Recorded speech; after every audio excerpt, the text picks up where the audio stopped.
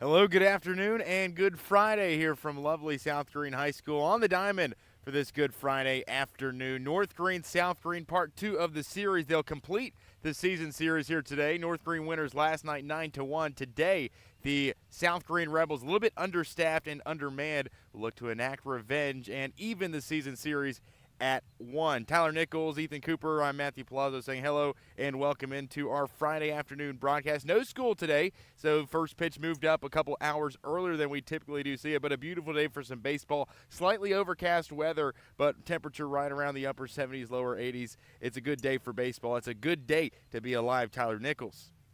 Hey, I always love the games on Good Friday. I don't know what it is. I guess it's because you get it done early.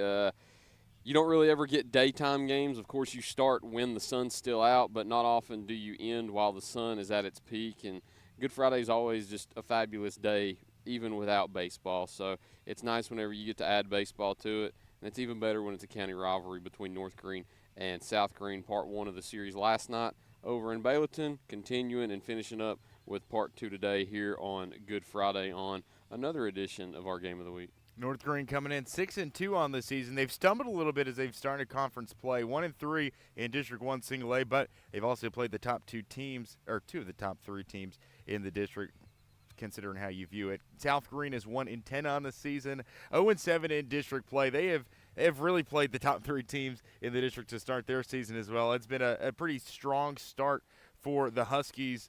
As far as non-conference goes, can they continue that momentum here today? We'll find out in just one bit. Opening pitch and starting lineups when we return. South Greene and North Greene, this is the Bachman-Bernard Game of the Week presented by Tommie's Plumbing. So why sit on the sidelines when you could be driving a brand new Chevrolet, GMC, or Cadillac from Bachman-Bernard in Greenville? Choose from the Silverado, Sierra, Terrain, Acadia, Equinox, Trax, Trailblazer, or Blazer. And wrap yourself in elegance and style while driving a Cadillac, Lyric, or the best vehicle on the planet, the Cadillac Escalade. So don't stumble, bumble, and fumble your way with other dealers. If we don't have it, we'll get it. Make the short trip to Bachman-Bernard Chevrolet GMC Cadillac in Greenville, where we will save you money. For over 30 years, Tommie's Plumbing has proudly served the Tri-Cities with a personal touch, because we're not just plumbers, we're family.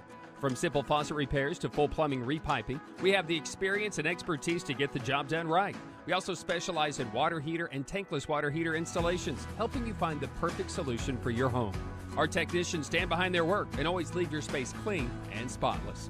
Looking for a plumber who's fast, professional, and reliable? Call Tommie's Plumbing and let our family take care of yours.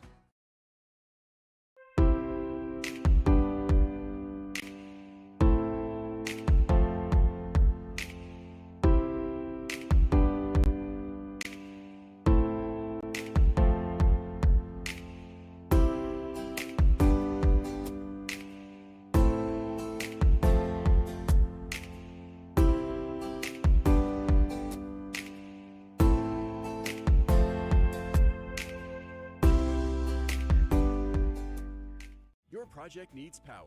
Williams Electric Supply has it all. Find us in Bristol, Greenville, Johnson City, and Kingsport. Our knowledgeable staff can help you with every wire, cable, switch, and electrical need. No one does electrical better. Williams Electric Supply. Your home needs lighting. Williams Electric Supply has it all. A showroom full of ideas for lighting your home for comfort. Find us in Bristol, Greenville, Johnson City, and Kingsport for unique lighting and every perfect light fixture. No one does lighting better. Williams Electric Supply.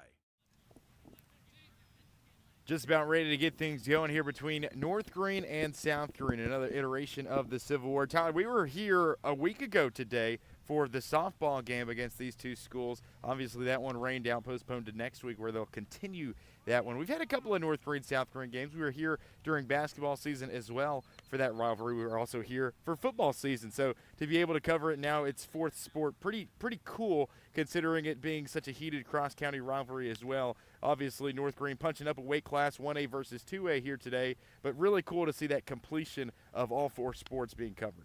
Yeah, it's pretty cool. We didn't plan it that way. It just kind of, happened and fell in our lap that way, but love how it did. Love being out here, too. We've got maybe the most beautiful landscape behind us, too, with the mountains behind home plate. If you've been here for a football game, you know how beautiful it is to see those mountains back there. And It's always nice to be out here at South Greene. The vibes just being out here on the football field reminds me of Relentless Rebels. So I like being out here. It's just fun being out here at South Greene. Nice landscape, just nice weather overall today. It's not too hot with a slight breeze. Better than what you would normally get up here on a windy and chilly night during football season. And for those who haven't been out to South Greene High School's baseball field in a while, we're currently sitting on about the 45-yard line on the football field, literally in the center of the field. And the green grass you see is that baseball field, but coming back a little bit, that outfield stretches into the football field and where South Greene would stand on a Friday night sideline, right?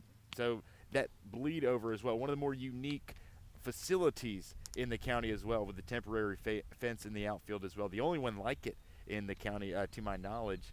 Trying to rack my brain for the 7 others for baseball and softball, but definitely a unique facility. Let's get into our starting lineups as North Greene will grab the bats first. Leading off for them, it will be the center fielder, Jaden Bailey. On deck, it is Isaac Halley. And batting third, the shortstop, Isaac Gaby. Batting cleanup, the catcher, Milligan University signee, Christian Cogdill. Getting the start on the bump is Cameron Kinzer of South Greene. Pitch number 1 is just high for a ball, and North Greene jumps ahead first in the count. But continuing on in the 5-hole, it is Tyler Britton, the third baseman. The 6-hole, the first baseman, Colton Suggs. The 7-hole batter, Aiden Halley, the game's starting pitcher for the Huskies. And in left field, batting 8th, Wyatt Burns. Batting 9th to round out the order, the designated hitter, Colton Cutshaw. Count moves to 1-1 even. Kinzer out of the windup will kick and deliver. This one is hit well, right center field. Converging is Zach Mason. It'll fall for a base hit, and the Huskies get the leadoff man aboard thanks to the leadoff double from Jaden Bailey. It's a good hit right off the rip. Of course, it's your main job as a leadoff man is to get on base right there, and he sends one out into center field. I was going to make a joke about it right before the game, too, how you can tell where the football field and the baseball field split because of the grass. Well, it looked like it hit right on it right there and landed safely for a base hit to start out the game.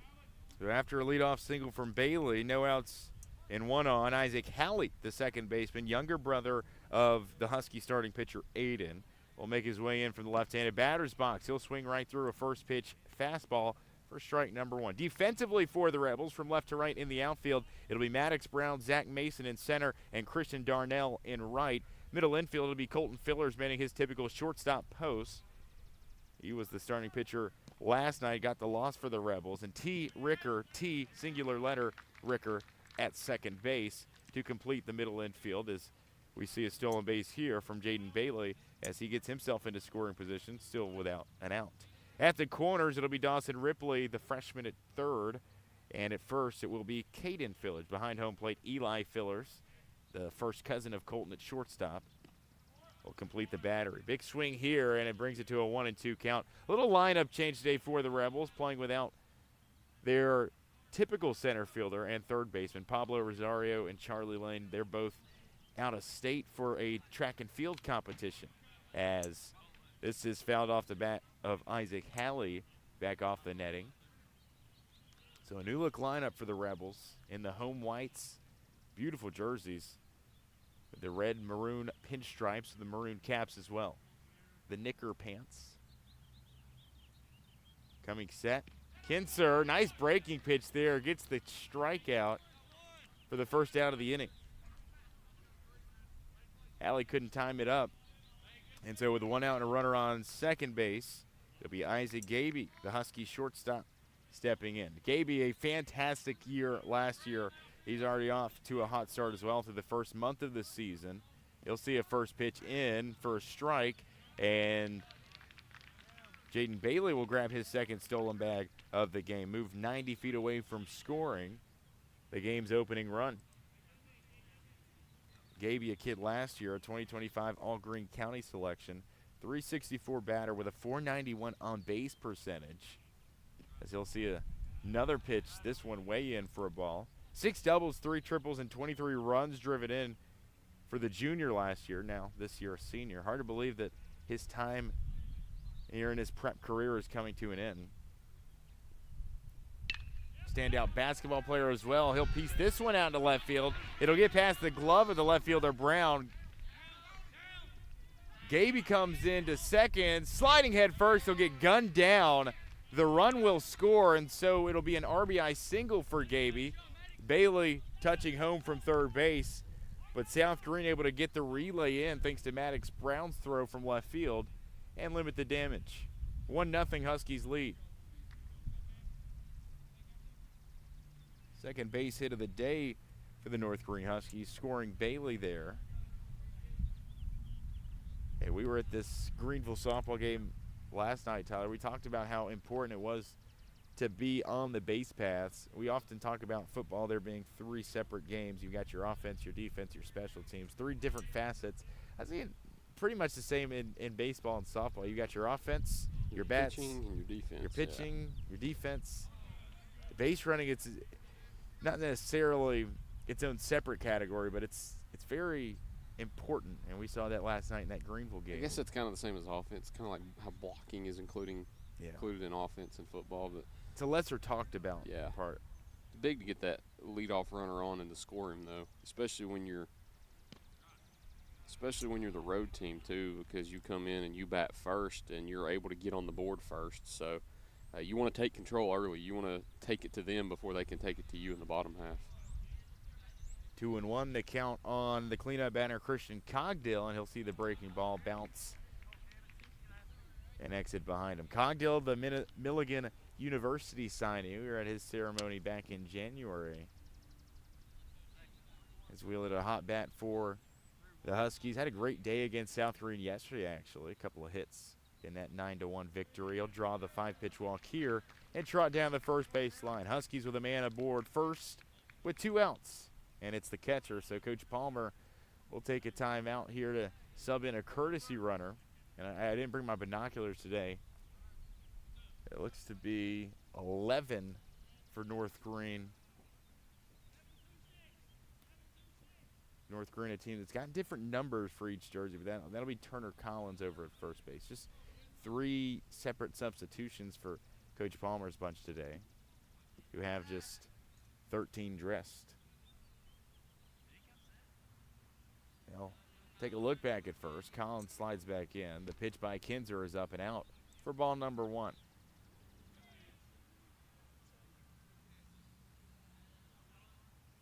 Top of the first here from South Greene High School. 2 outs and a runner on first. 1-0 the count. Kinzer comes set.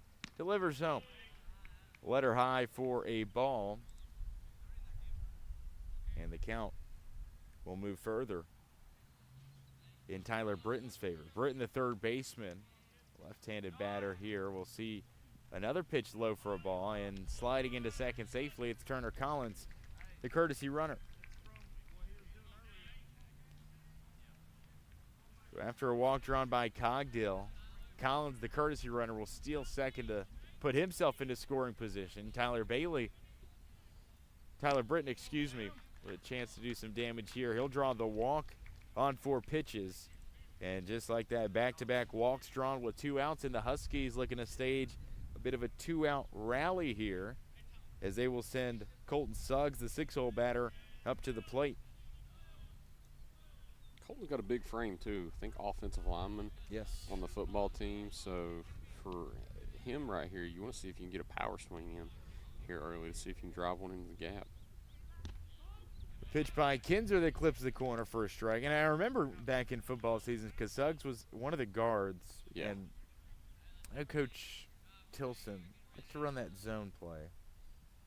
But there's that power swing. Ask a lot of his offensive linemen. I mean, you got Owen Pierce, who's also part of this Husky baseball team. He's a center, so those two playing right beside each other back in the fall. The 0-2 is looked at by Suggs just past the knees for a ball. Maintains the count. Already with a big hit this week. Walk-off winner in Monday's victory over the Hampton Bulldogs. This is a punch-out. Cameron Kinzer gets his second of the day, and the Huskies only able to play 1. They'll leave 2 stranded, but thanks to the RBI single by Isaac Gaby, the North Greene Huskies ahead 1-0 as we head to the bottom of the first inning. As you listen to the Bachman Bernard Game of the Week, presented by Tommie's Plumbing. At Heritage Community Bank, we offer local banking with local decisions. Stop by any of our 3 convenient locations and see how Heritage Community Bank can serve your needs. We're here to stay. We're not for sale. We're not merging. We're local, and we intend to stay that way.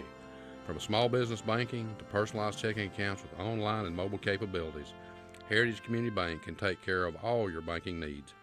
Visit us online at hcbonline.us, member FDIC, and equal housing lender.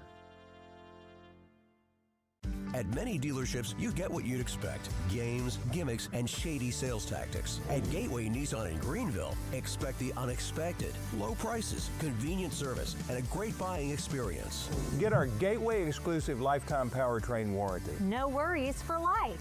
You deserve the unexpected. It's the #1 reason you gotta get to Gateway. Shop online at gatewaynissangreenville.com. Or take the super short drive down Highway 11E to Gateway Nissan in Greenville. Hello and welcome back. A beautiful afternoon for some high school baseball. North Greene, South Greene to complete the series this season. It was Isaac Gaby that drove in the game's first run of the day. A couple of stolen bags by Jaden Bailey in that opening frame. A couple of walks drawn with 2 outs, but the Huskies stranded after a Cameron Kinzer strikeout, his second of the game, to keep this a 1-run ball game with South Greene heading to the plate first. Let's get you acquainted with the South Greene batting order. Leading off at third base, Dawson Ripley. Batting second, the second baseman, T. Ricker. The shortstop batting third, Colton Fillers. Batting cleanup, the catcher, Eli Fillers, first cousins. The right fielder in the 5-hole, Christian Darnell. The 6-hole batter, the starting pitcher, Cameron Kinzer. Batting seventh, Maddox Brown out left. Batting eighth, the first baseman, Caden Fillers. Batting ninth, the center fielder, Zach Mason. After this pitch, we'll get you up to date with the North Greene defensive lineup as the first pitch is fouled off the bat of Dawson Ripley. Starting pitcher for this North Greene Husky team, it is Aiden Halley. Halley, a great season last year for the Huskies on the bump. The left-handed pitcher will fire one in. This one is dribbled up the middle. It's gloved by the second baseman, Halley, and this one is into the dugout. So that'll be an extra base awarded to the freshman Dawson Ripley. So a very productive at-bat on the second pitch that he sees will drive it up the middle. That's a really tough play to make, but it will be an error on the throw of Isaac Halley. Sometimes you just got to put it in play. I mean, it's better to put it in play than to stand there and watch it go by or to strike out, because you never know what's going to happen. And one right there where you expect to maybe be thrown out at first or to get to the bag just before they do, and for them to throw it into the dugout like that, hey, you're standing at second now with no outs, which is just as good as a leadoff double. Older brother who pitched it in, the younger brother who had the chance in the field. Do you think there's a little, whenever that happens, this is sent up the middle again. This is fielded by the shortstop, Isaac Gaby, and thrown across for out number one. You think there's a little animosity there when younger brother can't put away the runner? Yes. I mean, that's just the nature of everything, sports, siblings. I don't have a brother or sister, but I could just from being around brothers before, that's just how it is in sports. So. I'd probably get pretty upset at my brothers. Any three of them. First pitch ball to Colton Fillers, the South Greene shortstop. It was a productive ground out there by T. Ricker. He does advance Ripley from second to third, now 90 feet away from scoring the game-tying run. Fillers, the highest average in this South Greene batting order. Definitely the most productive bat in this lineup. We'll put this into play, and it's hooking into foul territory. It'll be dead. And the count moves to 1-2 against his favor. So after a leadoff reach by error, Ripley all the way to third now. Fillers skies the 1-2 pitch right side, drifting over the first baseman. Colton Suggs will forget about it as that one hops over the fence. You were telling me, Tyler, Aiden Halley, if this game were to have been played tomorrow, wouldn't be able to pitch. Seventh day Adventist, so. That's what I've been told. It's a very interesting storyline. You told me down the stretch last season there were some games where you would expect him to pitch on Saturday, but he's not in the dugout. He didn't make the trip. So Huskies had to switch some things around a little bit. Ooh, good pitch. Use him when you can. Good pitch low in the zone there by Halley. You almost think you just use him strictly out of the bullpen, as this will finish up and away, and South Greene will draw the walk to put runners on first and third. Here with just the one out. Those would have been strikes last night. Yes, they would have.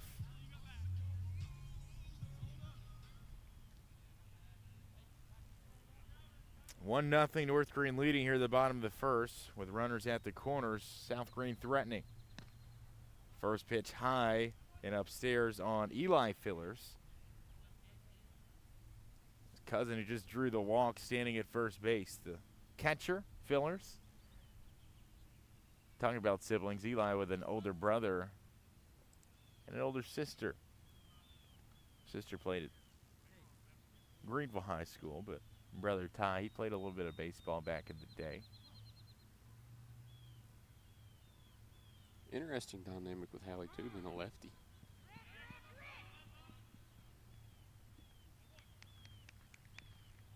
A lot of right-handed bats in this South Greene batting order as well. So you don't have that matchup playing in your advantage today. Were you a right-handed batter? Yes. Did you like facing lefties or righties more? Oh, lefties. Yeah. Lefties a little bit easier. It's probably just the way the ball comes in is yeah. different. They can't jam you. And you got a lot of in-breaking stuff. If you're facing a righty as a right-handed batter, it's breaking in towards your hands. So unless you're Shohei Ohtani or Freddie Freeman, well, they're lefties, so that makes sense for them. You'll see a lot of teams play the matchup. I mean, we saw it. Was it that Chucky Doak game, maybe? We saw a couple of pinch hits just because of the reliever that came in. Because we had the lefty that started. They brought in Hunter, who was a righty, and then Jacob went to the lefty as a pinch hitter because he didn't want the righty on righty. This is going to score a run for South Greene, maybe more. Fillers coming around, waved in from first. All the way home, he will get safe under the tag. What a play. An RBI double, 2 RBI double off the bat of Eli Fillers, and South Greene is taking the lead here in the bottom of the first inning. It's a way to take it back at them. Absolutely. Spoke about in the bottom half how when you're North Greene or just when you're the away team in general, you want to start the game hot in the top of the first, and South Greene didn't let them get control. So they'll call it a single with Fillers advancing to first. And there's a courtesy runner into the game for South Greene. That's number 15, Wyatt Fender, the sophomore, on the base pass. Hallie comes set, delivers high for ball 1.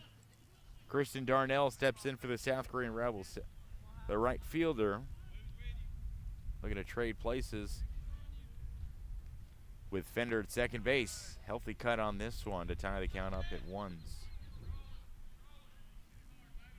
Excellent piece there by Fillers on the single into right field.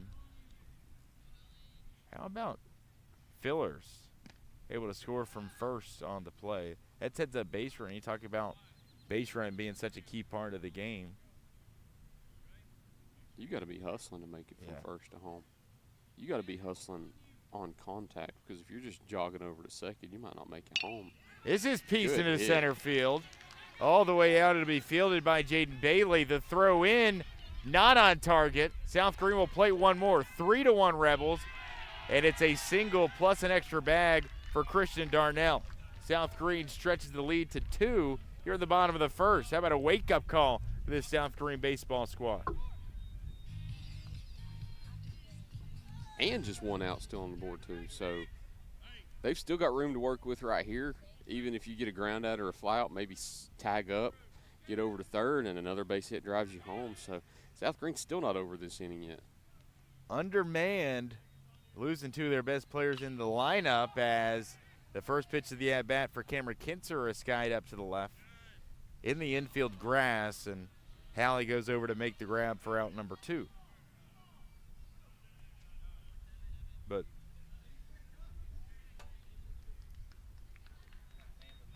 the left fielder, Maddox Brown, now. Got a little animosity going on here. Set to stay. I was going to say Hallie there, stare them down after catching that? I thought, okay, I thought I was the only one. And then I think somebody from South Greene's dugout said he stared us down. So First pitch down Broadway for strike number 1. I always say it's one of the best rivalries in the county for a reason. These two teams playing for the second time in as many days. A 9-1 win for North Greene yesterday. Vicious cut. This kind of feels like one of those midweek rivalries in college baseball. Yeah. I don't know LSU's non-conference.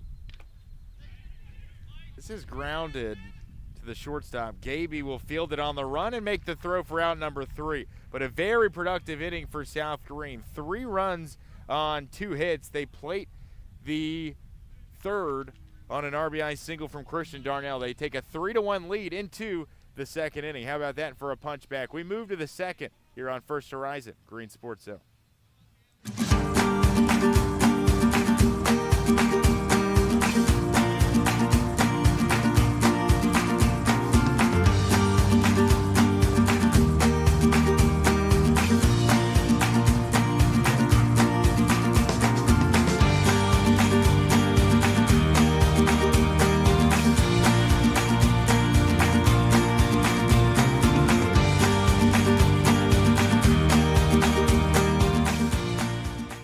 At Marathon Quick Stop Markets, you'll find a company that realizes that our customers are our biggest assets. We are a locally owned company, proud to serve our community.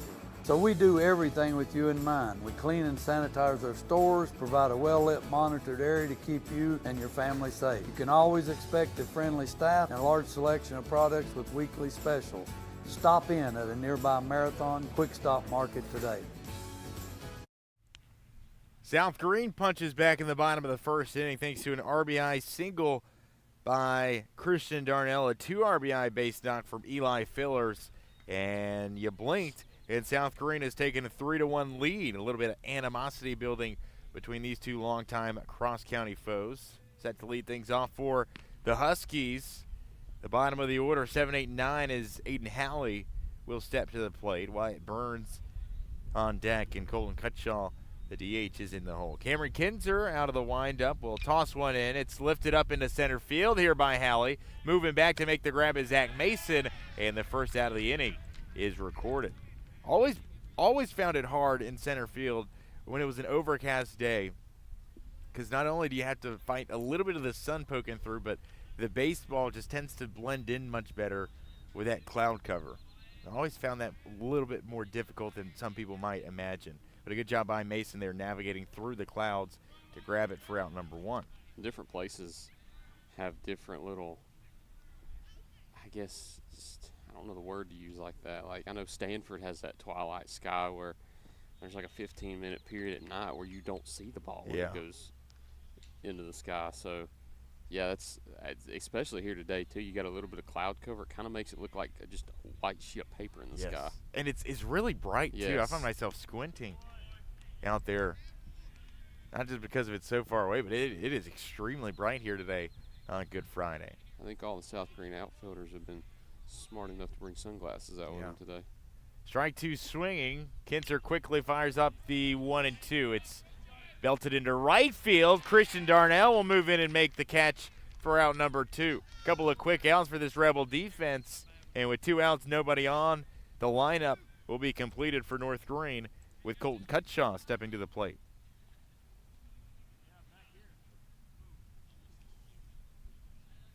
But otherwise, look at that a difficult day for outfielders, but my goodness, a great day to be here watching the game. You see some North Greene fans making the trip, but a really strong showing by the South Greene faithful here today on Good Friday. No school, so they get the day off.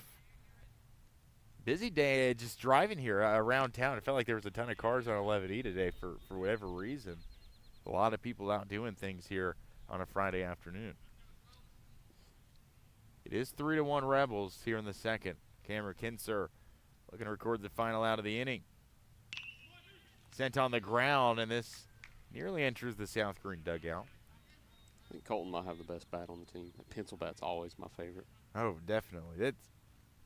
It's kind of shocking how closely it resembles a pencil, too. You can't really see any of the other markings.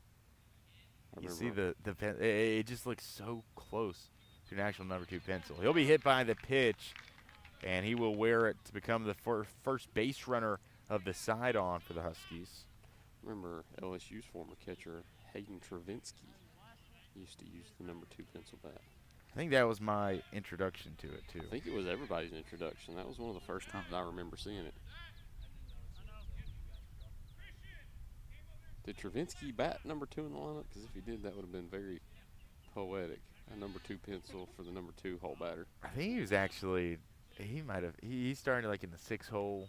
Okay. He was a lot of times designated hitter catchers too when he don't- wasn't yeah. catching. So A lot of times catchers don't bat that high unless you're Cal Raleigh, which I don't know if he should be batting that high as of right now. oh here's one. We'll get to it after this pitch. Here's a question I'll get right after this offering, which is missed for a ball and thrown down directly after. But I heard this discussion yesterday. Catchers University, Catchers U. I hear it's Georgia Tech. I hear it is too. I sort of agree, but I don't know enough about it. But just knowing Jason Veritek, Joey Bart, Kevin Parada, Vaughn Lackey, Yeah, they've Vaughn got a Lackey. pretty good cast of Yes. alumni. I mean, Parada was a first-round pick. Bart was the number 2 pick. Veritek's a multiple-time World Series champion with Boston, and then Lackey right now is projected high first round. I think they've got 5 or 6 first-rounders at the catcher position alone in Georgia Tech's history, which is pretty cool. Incredible, yeah. And then the only other school that I think would come even close, because you mentioned Cal Raleigh, is Florida State. Because you got Cal, you got Buster Posey, arguably the greatest Right. catcher in college of all time. About 5 years ago, you had Matthew Nelson, who was a first-round pick. It'd be the one closest to him, I think. But Going to third. didn't realize how successful Georgia Tech had been, especially at the catcher position. I didn't until either I'd seen that until list. Draft night. I guess that would have been, close to 4 years ago now when Kevin Parada was drafted. They showed a graphic on MLB Network that said Catcher U, and it talked about Georgia Tech's notable alumni of catchers. And that was the first time I'd really heard of it. But, yeah, I mean, if you're calling yourself that, I guess you have a right to. Jaden Bailey due up here. Single his first time up. 3-1 pitch is half swung on and dribbled to the shortstop. Fillers will make the throw for out number 3. So a run gets 90 feet away from scoring, but the Rebels able to retire Bailey to get out of the inning. Still 3-1 South Greene. We move to the bottom of the second as you listen to the Bachman Bernard Game of the Week, presented by Tommie's Plumbing. In Greenville, we blend beauty with Southern charm. From sharp cuts to flawless color and perfect extensions, we make dream hair real. As milkshake experts, we deliver exclusive treatments, glosses, and pro product advice. Finish your look with nails and waxing done with care. Relax and recharge with our signature Japanese head spa. Come experience the Main Brand difference. At the Main Brand Hair Company, we wrangle your tangles! At Food City, we make it easy for you to shop your way. Order online and pick it up curbside. Or have it delivered straight to your door with Instacart or DoorDash. Nobody does food like Food City. And now, get it straight from our doors to yours. Value every day, Food City. Hello and welcome back from beautiful South Greene High School on a sunny yet cloudy. Explain to me how that can be. Good Friday here at South Greene High School. 3-1 Rebels as they take the lead and hold North Greene in the top half of the second, looking to enact revenge on their loss just yesterday over in Baileyton. Leading off here in the second for the Rebels, it'll be Caden Fillers as 8-9-1 will step to the plate. Fillers, the 6'6" forward on the basketball floor, wield the first baseman's mitt here in the spring on the diamond. Been a fun career to watch unfold for Caden Fillers. Arguably no player more polite and more friendly than Caden. Good kid. He's the perfect glue guy for a team. Out of the windup, Hallie tosses one in. Outside corner for a called strike. Like the windup for Hallie. A little bit of that old school motion with the both hands going above the head. Your traditional windup. And something about that lead kick, too. It's all retro. Yeah. I love it. I love every bit of it. Matthew, I got a question for you also. We talked about who is catcher you on the back half, as we'll see this. put in play through the right side, out into right field. Fillers will have a leadoff single, and South Greene might be cooking with oil here for a second straight inning.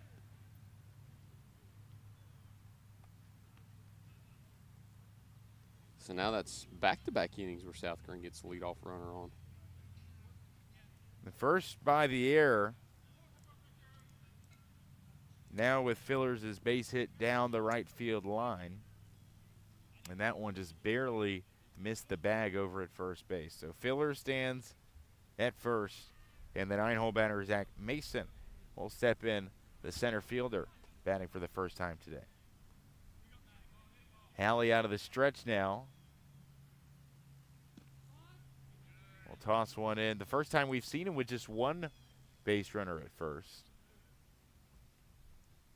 As you know, it's incredibly difficult to steal on that left-handed pitcher just because that pickoff move, which can be deadly. I feel like that should be a superlative, too. Best pickoff move in the county. And we just grade each team on which one we think has the best one. I think Will Harmon has an incredible left-handed pickoff move to first base. He's probably the best that I've seen this season so far. Now, we haven't seen all the players, but Jaden Cox from West Greene, he's got a great pickoff move as well from the left side. Also lefty, yeah. We've got some good lefty pitchers in the county. And it might be the season of the lefty. It's lethal, too. You got Cox, you got Harmon. The lethal lefties.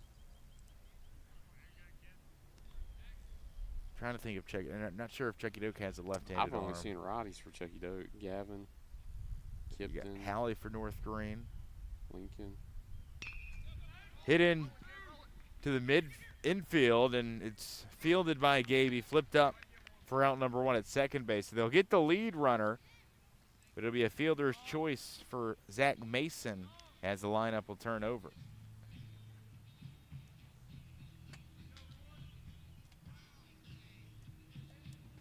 South Greene, I mean, you got Caden Fillers, he's a left-handed arm. But other than that, I'm not sure if they have any more lefties. Dawson Ripley will be due up for a second time. He reached by error on the first time up, and it was one of those bang-bang plays. I think it would have been a very difficult play to judge and score if that ball had not been thrown away by Isaac Halley at second base. A couple of Isaacs in the middle infield, by the way, for North Greene. From left to right in the outfield, Wyatt Burns, Jaden Bailey, Case Zirkle, Isaac Gaby, and Isaac Halley in the middle infield. And then you've got Tyler Britton on the hot corner at third. Colton Suggs is your first baseman. The 1-0 pitch is lifted up into left center field, dribbling all the way back. It's eventually grabbed by Burns. The throw in, the relay at second is just late. Sliding in safely is Dawson Ripley. He's got a one-out double, and South Greene has two in scoring position. You're looking to bust it open in the bottom of the second. That was another well-hit ball by this Rebel offense. And again, we see the heads-up play on the base pass. Mason moves to third on the play. It just very savvy so far. Aggressive base running. Coach Jason Ripley, in his first season at the helm here at South Greene. Not wanting a repeat of last night, and this is up the middle for a base hit. A run will score, maybe another. The relay, too slow. Ripley sides in, and South Greene tacks two more on. 5-1 Rebels, bottom of the second inning on the double off the bat of T. Ricker. A 2 RBI, we'll call it a base knock, and then an additional bag on the throw. South Greene's heating up. This is a lineup that's got something to prove here today. Yeah.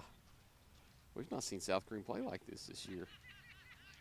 For South Greene also, this is an interesting one because I don't know if they've really played with leads this year. So it'll be interesting to see how they handle this going down because obviously you look, it's the bottom of the second. It's still early and North Greene's got plenty of time to come back. We saw as recent as last night 4-run deficits or nothing in high school baseball and softball. But for South Greene, you want to keep putting it on right here and get as big of a lead as you can because you're still just playing with one out. Hallie gets a swing and a miss here to tie the count up 1-1. Already their 4th most runs scored in a game, and we're not even through 2 complete innings. They've been shut out 3 times this season, and they've been held to 1 run twice.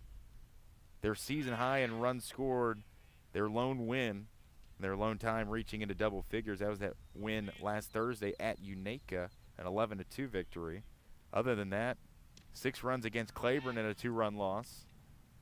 7 runs against Happy Valley last week. Or excuse me, no, they had 8 as well against Happy Valley. I had overlooked that one. So they're 6th.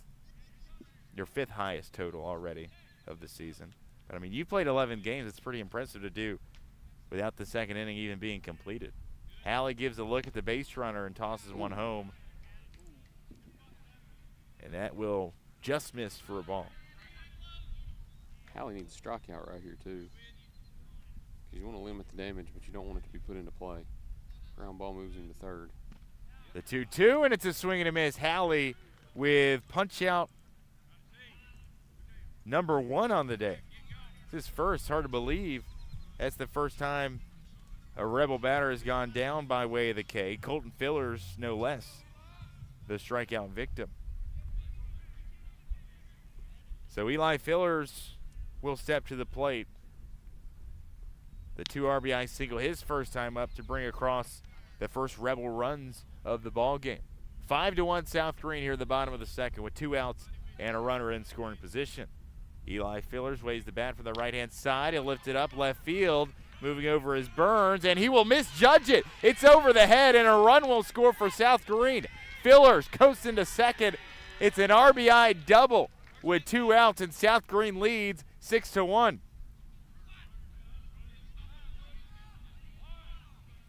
What a momentum swing here for South Greene. They have put up 6 unanswered, and North Greene is desperate for something of an answer.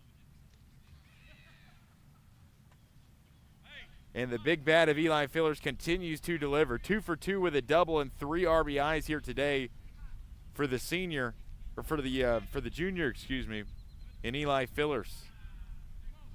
That one was hit pretty well over the left fielder's head in Wyatt Burns. Say that again. And I think part of the reason he misjudged it because it was so it was relatively flat off the bat of Fillers, but it was hit so hard and so well, he thought it was going to be a line drive, and he took that initial step up. And Cardinal rule for outfielders, first step, you never want to just judge the ball off the bat and just take that first step up.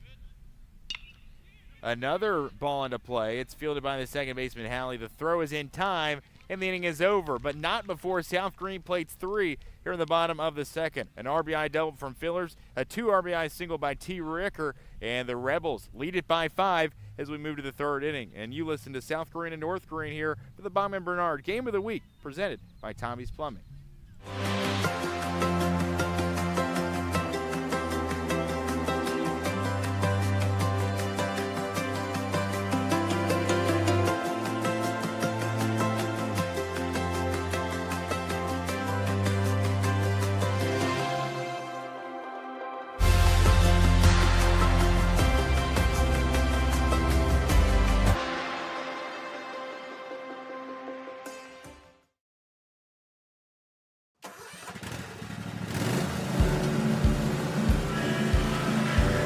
Whether you ride, haul, or work, CNC has what moves you from dirt roads to job sites. We've got the gear to get you there. Hardworking equipment, helpful people, and honest advice. Whether you haul tools, toys, or livestock, CNC Custom Trailers has the equipment you need and the upgrades you want. CNC Custom Trailers, where you're more than just a customer, you're a neighbor. 6-1 Rebels, a bit of a shocker through 2 innings of play here. South Greene has brought the offense here on Good Friday. A 2 RBI single by T. Ricker and an RBI double from Eli Fillers. And the Rebels looking to enact revenge on their loss yesterday. They lead it by 5 as we move to the third. We have some loyal fans listening in. We've got a message from one of Kyle Donahue. Don't sleep on FSU in the Catchers U conversation. The College Award for Catchers is the Buster Posey Award. He has a point. If you separate into collegiate and you don't look at the professional career.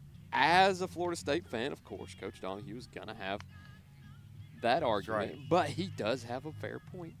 It is the Buster Posey Award, so.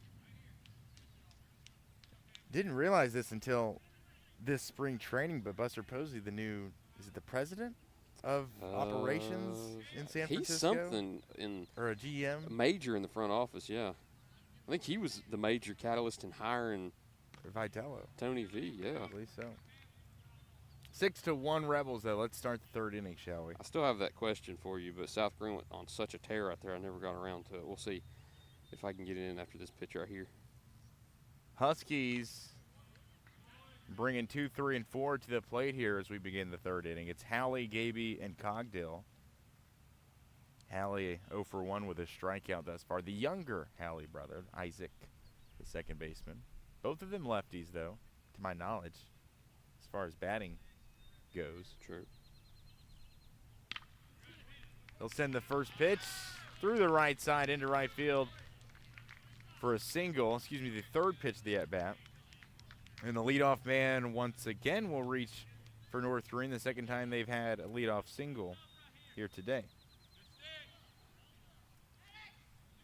Isaac Gaby will step in with no outs and a runner on first. Gaby singled his first time up and had brought in the Huskies' first and only run of the day.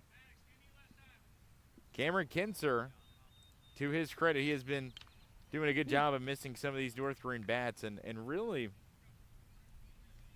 we saw in that last inning, just pitching to contact. A couple of fly outs, a ground out. Has hit the one batter, has walked 2 others. He has 2 strikeouts today. And he has also allowed 3 Husky hits. Here's the 0-1. It's in.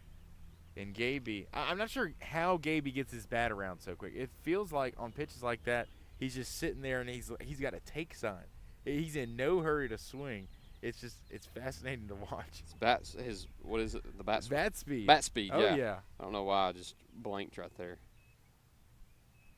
The 1-1 is looked at by Gaby. Like, even there, you see it's just. He keeps that bat on his shoulder for a while. He'll check the sign here as he steps back in. Kinser out of the stretch. This one upstairs and nearly clipped Gaby. The throw down is popped out of the glove of T. Ricker. And sliding in head first, Isaac Halley will move into scoring position. Matthew, I want to ask my question now. You're an LSU fan. What is LSU known for? In baseball or in football? Wide receiver U. Wide receiver U. Corner U, DBU. So I beg the question. Yeah. What is more automatic? An LSU receiver or a Kentucky guard? I'd say overall you probably had less misses for Kentucky at guard.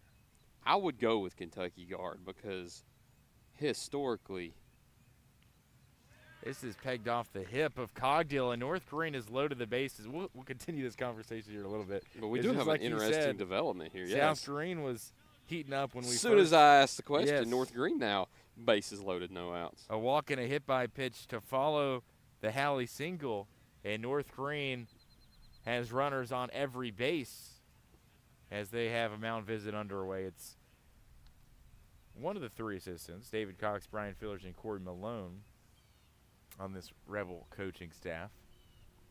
You go all the way back to the 90s, you have Jamal Mashburn. You go to the 2000s, you got Rajon Rondo. 2010s is really when I remember it starting, though. I mean, you've got so many. Devin Booker, Jamal Murray, John Wall being the one that I think really was the most popular. Jamal and his brother, right? Jamal and – what was Jamal Murray's brother? Aaron Murray? No. I thought it started with a J as well. Aaron Harrison. There was the Harrison brothers. I remember that. But, yes, Shea Gilgeous-Alexander. De'Aaron Fox. De'Aaron Fox, Malik Monk. Yeah, they've had a lot of hits. Not a lot of misses. A lot of hits. Had a few misses. LSU receivers, we could go on for days with those also. First pitch skied back off the bat of North Greene's Tyler Britton. He was walked his first time up. He's got a chance to do some damage here with A 5-run deficit. North Greene looking to climb out of this hole. 6 unanswered by the Rebels, and the Huskies with no outs, the bases loaded. Big point in the ball game. Can Cameron Kinser get the Rebels out of it unscathed? Out of the windup, he'll go. We'll toss one in. Britton belts it high in the infield. Moving in, the third baseman Ripley, and eventually putting it away, it's Cameron Kinser for out number 1. That's a very dangerous play there, and you almost had it drop in between all 3 of them. But sometimes you just got to take charge, and Cameron Kinser did that to retire out number 1. I thought it was going to drop, to be completely honest with you. I didn't think anybody had it. He had 3 gloves right there. So I had to hit one of them, but was it going to stick in one of them was the main question. It's a lot of surface area. Yeah, it wasn't like it's 1 or 2 stepped back. All of them went for it. Wave and a miss on strike 1 for Colton Suggs. He's 0 for 1 with a strikeout here today. One of the 2 strikeout victims that Cameron Kinser has grabbed. Suggs had 2 on base before. Now he's got 3, so. Ball low. Usually you have your 4-hole batter that you want to clear the bases, or you want to be the guy that's in the batter's box with runners on base. But for Suggs, I guess it's a little different today for North Greene. Good scoop. Good stop there by Eli Fillers. The bases remain loaded here with 1 out. Got Suggs in that 6-hole spot. Another interesting development, too. You're looking at who's on deck with Aiden Halley. Down 6-1 at the moment. He's got the opportunity right here to really crack it open for himself. Suggs going to lift it into left field. Moving over, it's Brown, and he'll make the grab. The relay not going to be in time, so North Greene will play 1. And between first and second, nearly had a pickle there for North Greene, as that was the courtesy runner, Turner Collins. But a heads-up play there by Maddox. Brown out and left. It's a fly out for Suggs, but an RBI sac fly, as that one scores Halley from third base.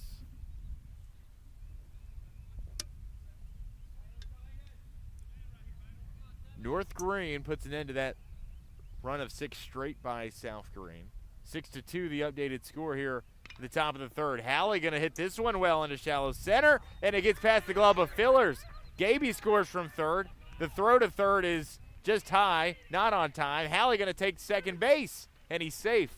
North Greene plates another one, 6-3 off the single for Maiden Halley. First pitch swinging, too. I love seeing that, especially when you're Halley also, because you've let 6 go on the scoreboard for South Greene. I don't have the game changer in front of me. I don't know if they've all been earned, but as the pitcher right there with men on base and the chance to help yourself out on the mound, he was coming out aggressive right there, and it paid off.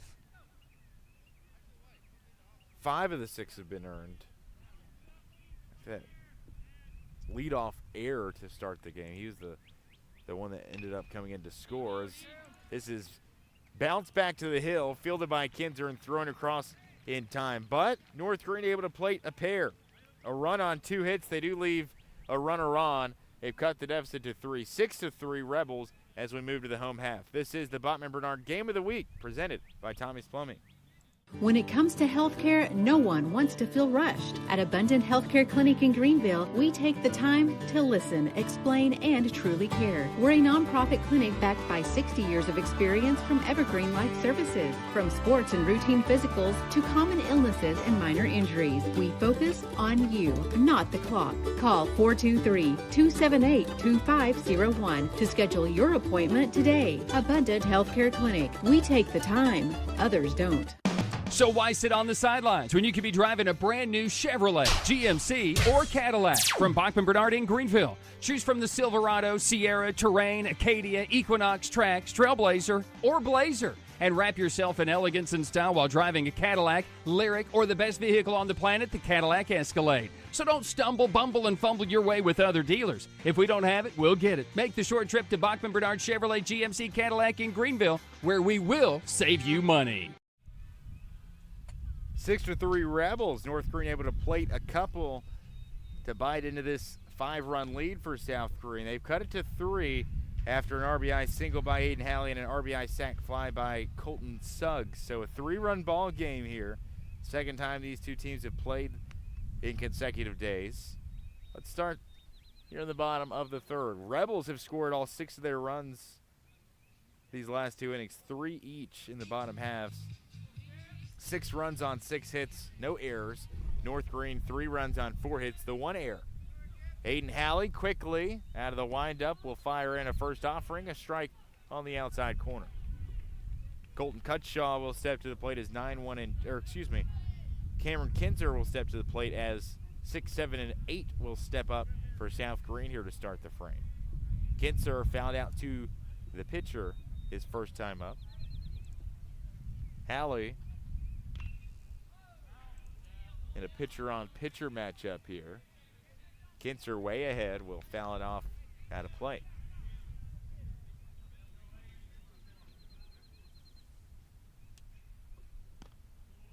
Kinzer holds up just long enough. 2-2 is the count. This one up and away. Kinzer gives it a watch. It's ball 3, and the count moves full at 3-2. Aiden Halley fires one in, and it's away for ball 4. Cameron Kinzer draws the 6-pitch walk and able to land aboard another leadoff man, Tyler, for the 3rd consecutive time for this South Greene team to start the inning. What was that interesting statistic that you brought up a couple weeks ago? 80% of the time a leadoff walk will score. Don't ask me about the hit by pitch again. I'm not sure. Or an error for that matter. Or a hit. Well, but I know that for a leadoff walk, 80% of the time South they Greene do did get on with a leadoff error and a leadoff double, and both times have scored so far with it. So we're batting 100. We're batting 1,000, excuse me. Batting 1,000 on the leadoff spot.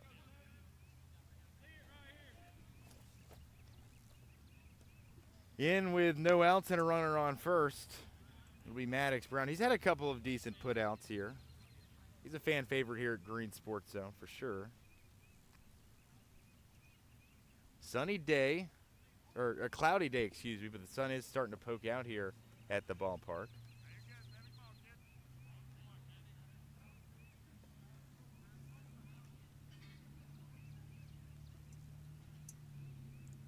Two and one they count. Aiden Halley just breezes through pitches. He's already up to 60 in his pitch count. With no outs here in the bottom of the 3rd inning. Pitch count was run up in that first frame, though. Probably threw a bit too many than he would have liked. A couple of walks in some counts as well as Brown lifts it into center field, and it's put away by Jaden Bailey for out number 1.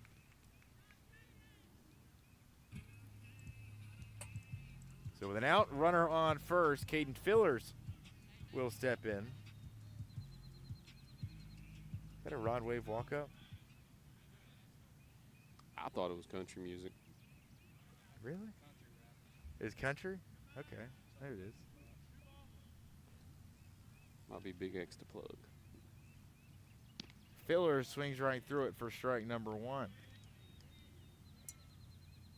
Starting to heat up as well. Very much so.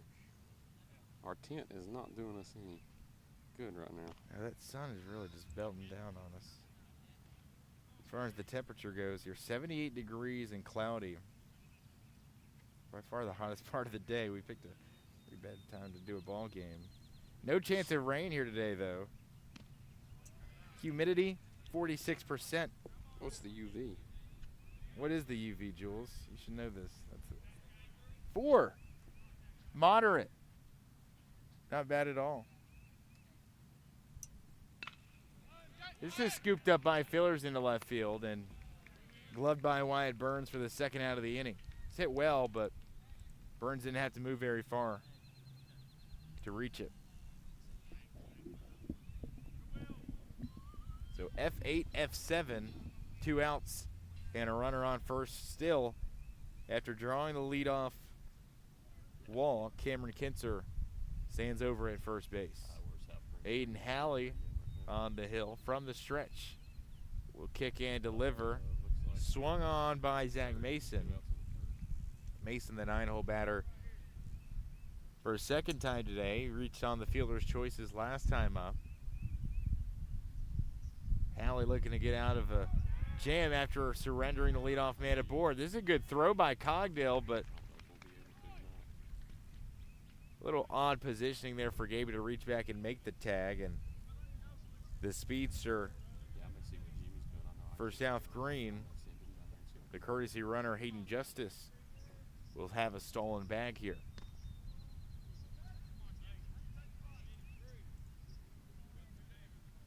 Two and one the count with Zach Mason looking to bring in a run in scoring position. The pitch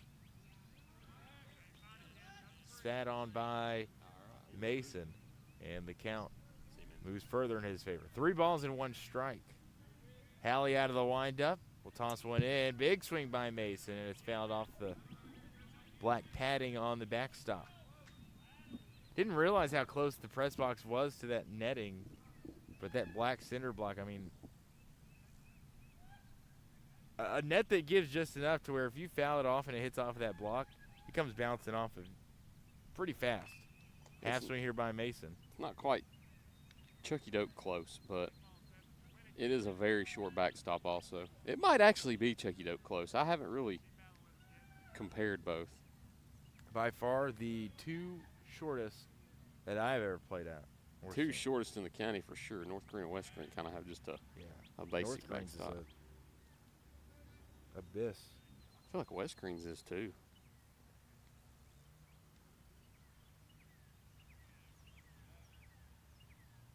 Payoff pitch here by Halley, and it's a strikeout swinging.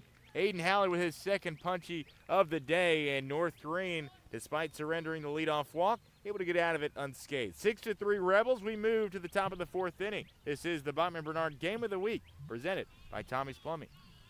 So why sit on the sidelines when you could be driving a brand new Chevrolet, GMC, or Cadillac from Bachman Bernard in Greenville? Choose from the Silverado, Sierra, Terrain, Acadia, Equinox, Trax, Trailblazer, or Blazer. And wrap yourself in elegance and style while driving a Cadillac, Lyric, or the best vehicle on the planet, the Cadillac Escalade. So don't stumble, bumble, and fumble your way with other dealers. If we don't have it, we'll get it. Make the short trip to Bachman Bernard Chevrolet GMC Cadillac in Greenville, where we will save you money.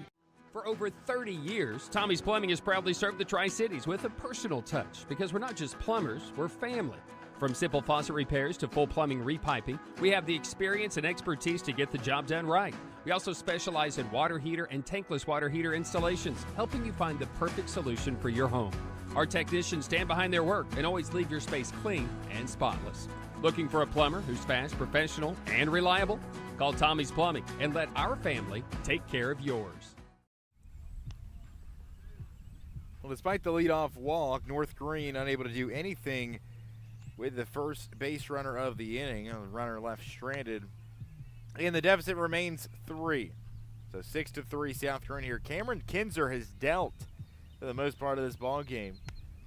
After a couple of hits early for the Huskies, obviously they had 2 in the first 3 batters. They've been held to just 2 hits the next 2 frames. And here they are in the top of the 4th inning, still trailing, but looking for another productive half inning. They had 2 put up in the top of the 3rd, 1 put up in the top of the 1st inning. Stepping in to lead things off, it will be the 9-hole batter, the designated hitter, in Colton Cutshaw.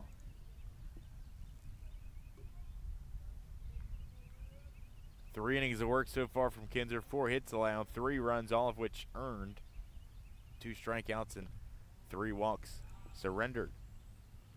Colton Cutshaw needs to holler at Subway for his NIL collective. He had a pretty cool nickname last year, Cold Cut. Colton Cutshaw? Oh, that's a very nice nickname. Cold Cut. Ingenious. If he was a March Madness legend, he'd have a Subway NIL deal by the 2nd weekend of the tournament.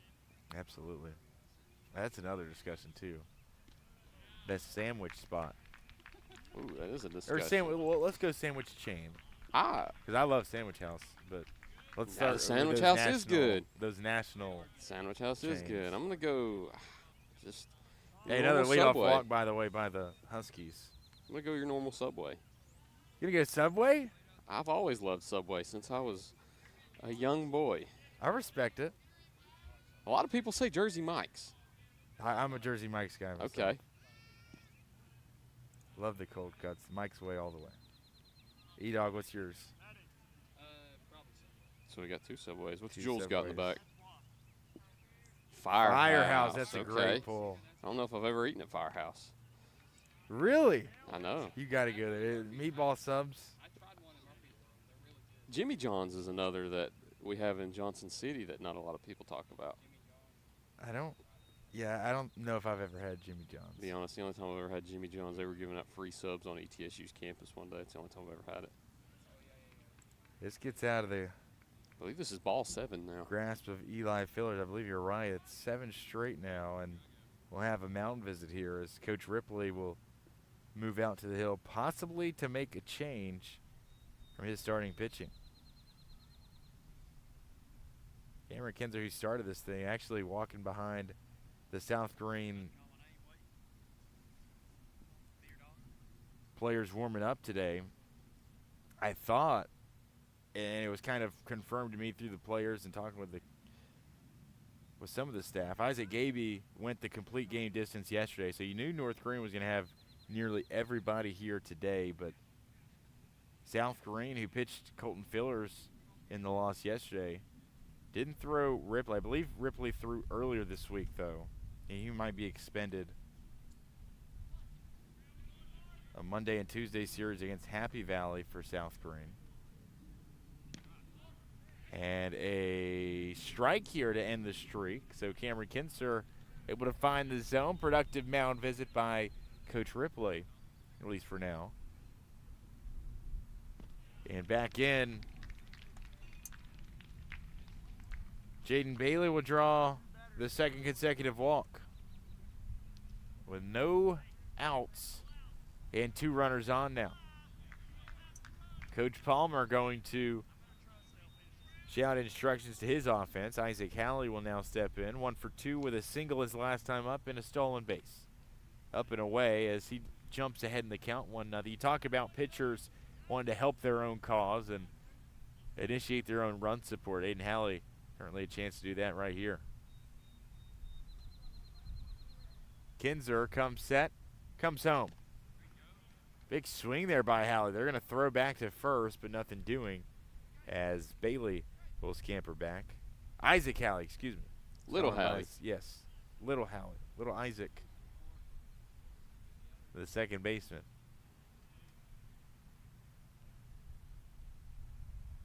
Kinzer. I believe that's 10 of the last Too 12 have high. been balls now. I think you're right there. South Greene. I'm sorry. North Greene. Not wanting to. This is rolled over by Isaac. The flip up to second is in time for out number 1. But North Greene will have runners at the corners now after the ground out advances Jaden Bailey, or excuse me, Colton Suggs. Colton Cutshaw, rather, from second to third. Colcut.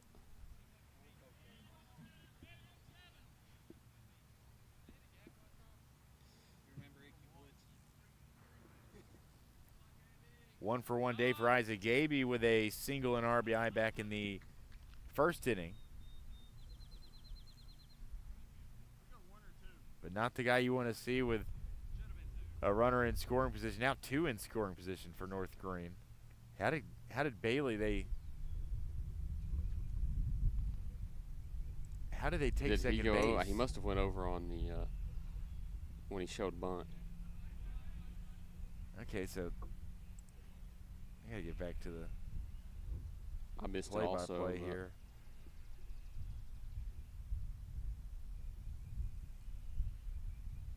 Sometimes you'll show bunt right there and bring them in. Bring them off second in advance. North Greene not Chucky Doak though. I'm not seeing that double steal attempt. Yeah, I still have no idea how he advanced to second base. Had to have been on that when Gaby showed bunt. Isaac Gaby, way ahead, 3-0 in the count. Gaby might be the one I'd give a green light to right here. Let's see if that bat stays on the shoulder or not. The 3-0 is looked at downstairs, and another walk here by South Greene pitching the third of the inning. And North Greene will load the bases once again.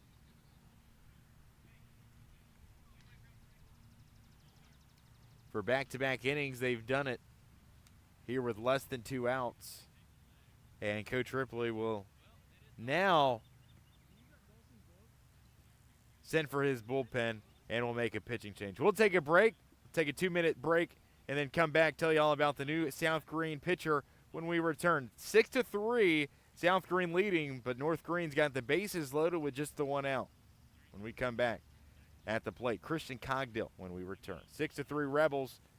It's the Bachman Bernard Game of the Week presented by Tommie's Plumbing.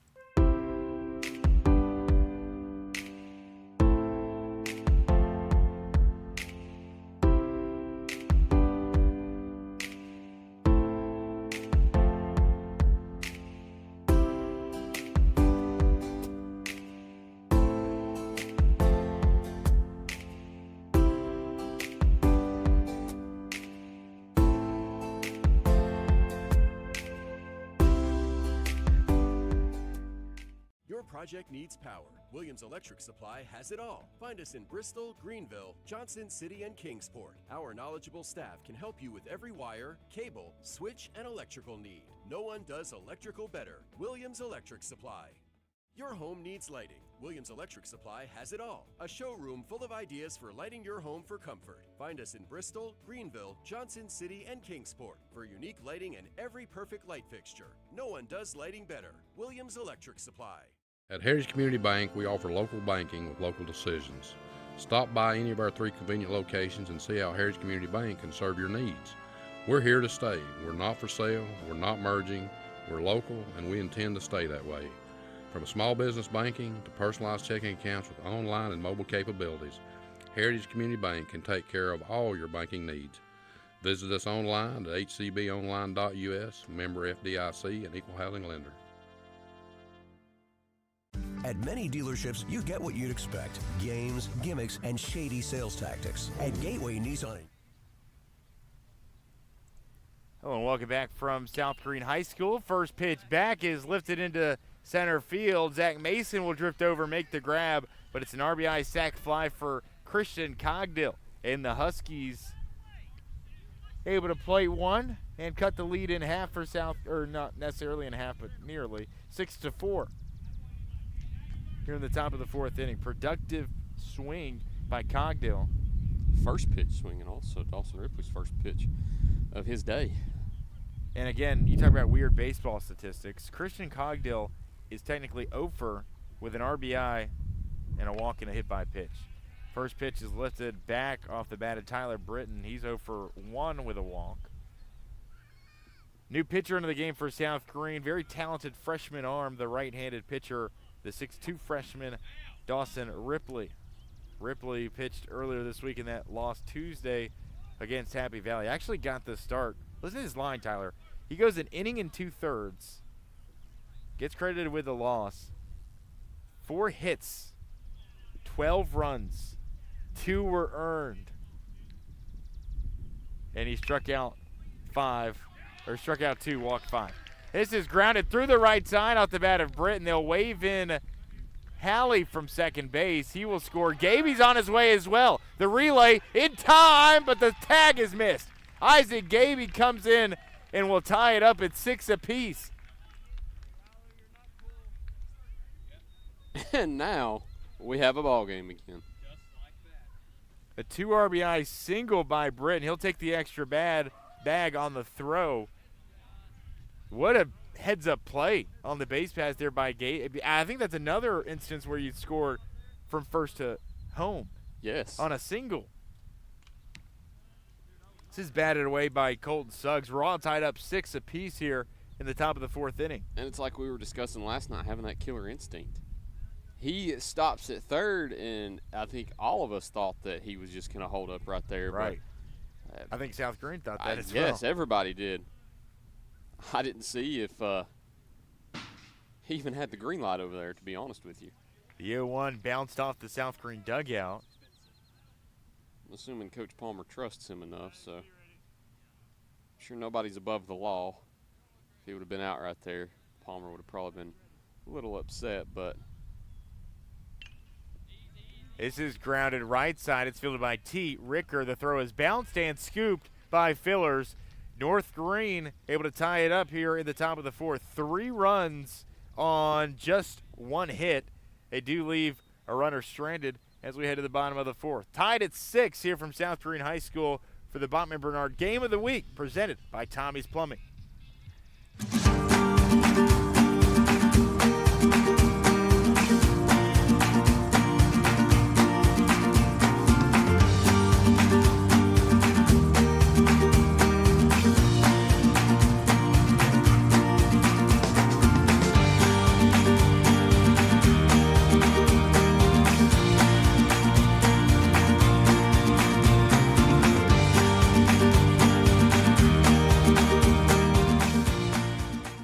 Marathon Quick Stop Markets, you'll find a company that realizes that our customers are our biggest assets.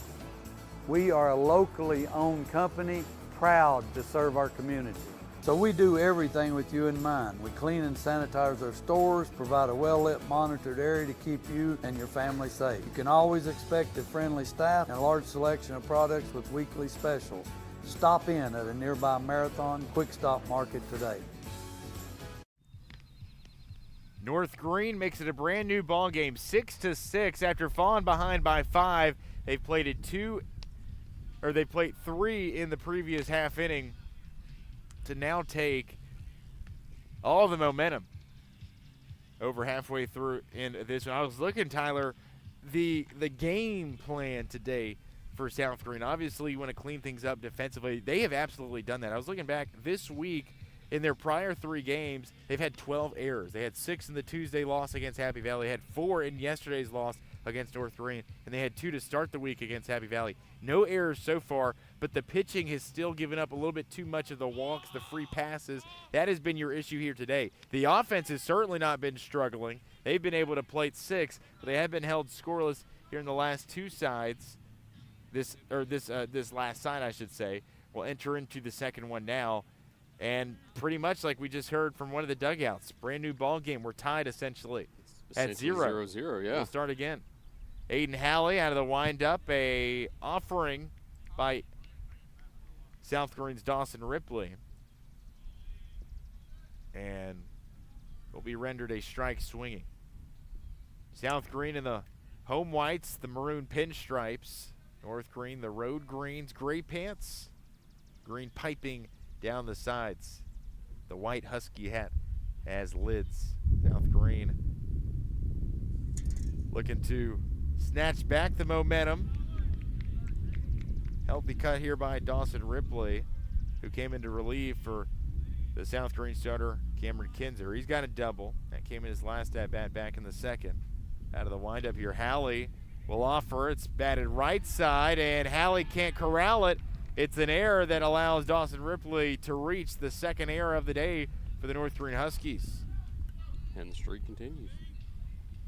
Another, yes, you're right, another leadoff batter gets on again, 4 innings in a row. And if you're looking for recipes for success, probably a good place to start. Get that first man on board. Last time, it was a leadoff walk from Kinzer, but Halley would retire the side directly thereafter. Now with an error that lands Dawson Ripley aboard. We'll see T. Ricker, who had that 2 RBI base knock his last time up. They'll see one low here. Ricker, not the tallest guy in the world, not the biggest guy in the world. 5'7", 130-pound sophomore. Plays a pretty good second base for this Rebel baseball club. Halley comes set. Oh, excuse me. Been calling him Halley. It's not actually Halley. It was a right-handed arm. It's Tyler Britton coming in to relieve from third base. They didn't even consider that they'd make the change through, but Hallie moves to third, and Britton will swap places with him. Everybody else stays put in this North Greene lineup. Excuse me. Apologies to the Britton family. 3-0 the count. Britton tosses one in, and it misses away, but it is called a strike. It did miss away, though, but it is called a strike. Good thing Ricker didn't throw the bat. Ultimate sign of disrespect. The 3-1 lifted off the bat of Ricker, right side middle infield. Hallie will make up for the mistake and retire out number one, ranging out into shallow right field.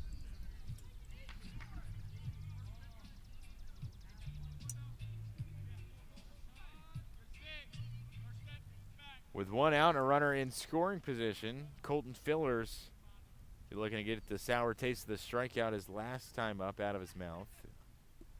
0 for 1 day. He walked back to start the game and came around to score the Rebels' second run of the afternoon.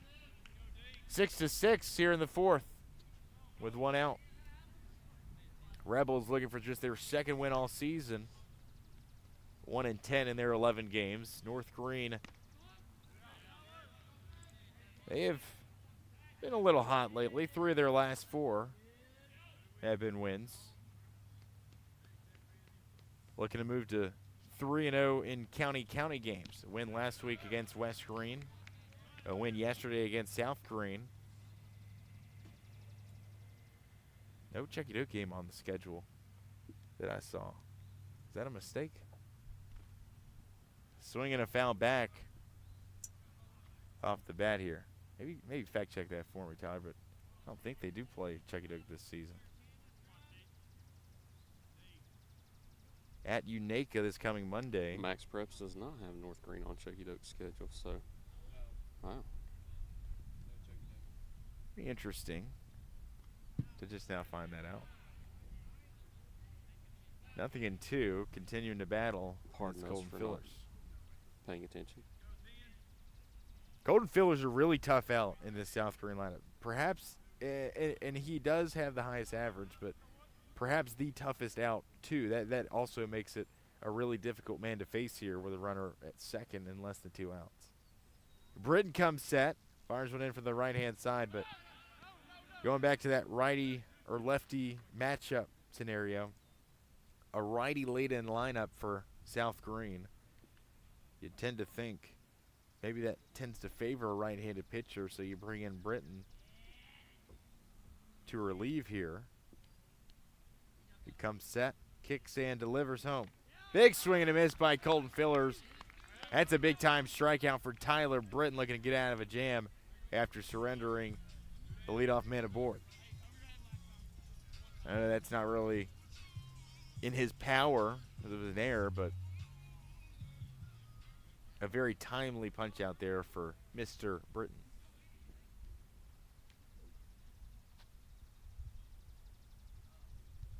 Bottom of the fourth, 2 outs. The cleanup batter steps up, and Eli Fillers. You talk about a kid who's had a day. 2 for 2 with a double and 3 RBIs. Wow. For Colton Fillers.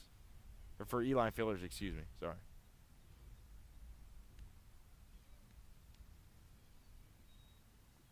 Britton sends one in. Fillers lifts it high and right. This one will not be in play. And it will bounce just to the left of the yellow school bus that North Greene arrived on.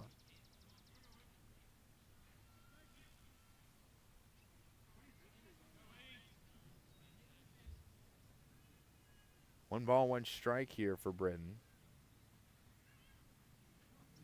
That humidity, that was at 50%, but it feels a lot hotter than 79 degrees here on a cloudy Good Friday. Off the bat of Eli Fillers, this will hook foul and bounce into the chain link fence, actually over the fence, as Fillers continues to battle here with 2 outs. And now 2 strikes.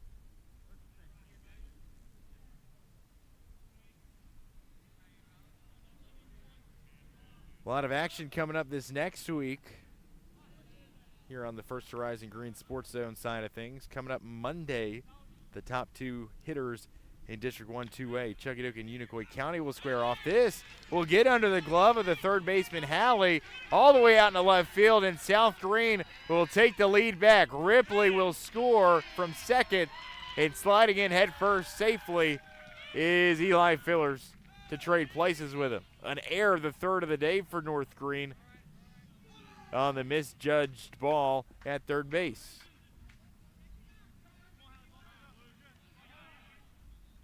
Unofficially an error. We'll see how this is ruled.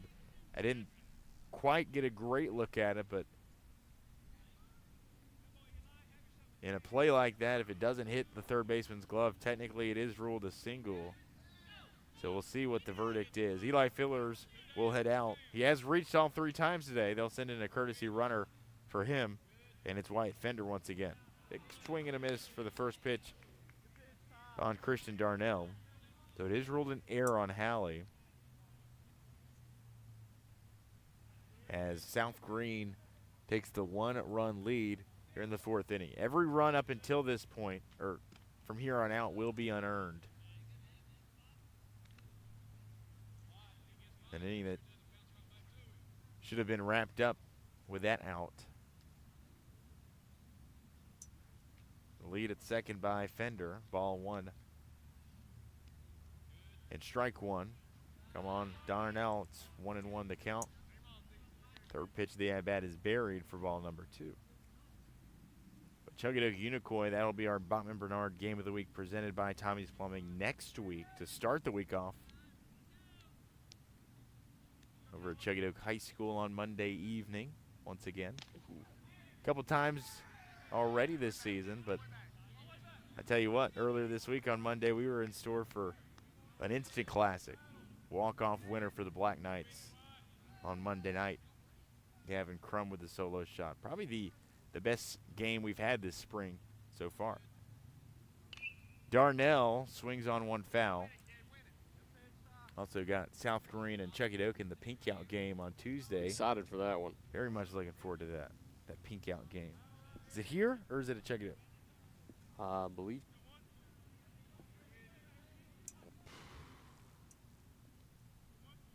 Either way, we'll be there. We might just be Chuckadook. Okay, we'll be at Chuckadook. We'll be in the outfield this time. Make that happen. It's a walk issued on Darnell. South Greene now with 2 on and 2 outs. Inning prolonged due to the error at third base. These two pitching staffs they've struggled at times with location. They combined 9 walks through 3.5 innings of play.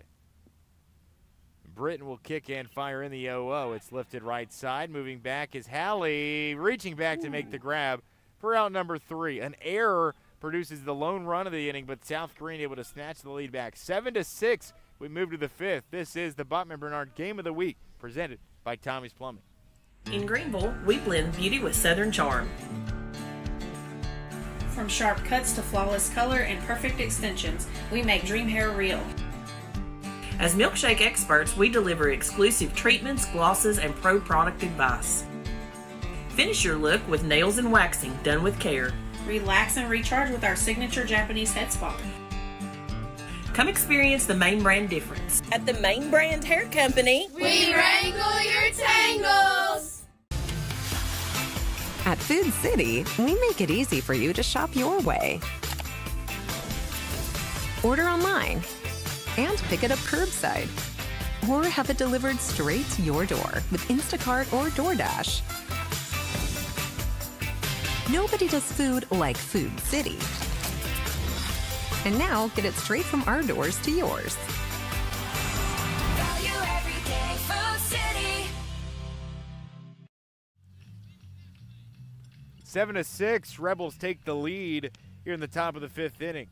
Looking for just their 2nd win all season, and already putting up more runs than we've seen them put up in a little while. 15 runs in that series against Happy Valley this week, 7 and 8 on Monday and Tuesday. They actually, 3 of their last 4 they put up some pretty big numbers. Of course, held to just the 1 run in yesterday's loss against this North Greene Husky club. Isaac Gaby able to scatter some hits and go the complete game distance for the 1 run bid. Leading off from the left-hand side, it will be Aiden Halley, the current North Greene third baseman. Started the game on the hill for North Greene. But we will start the 5th inning of play. 7, 8, 9, bottom of the order, due up for North Greene. It's Halley, Burns, and Cutshaw. Cole Cut.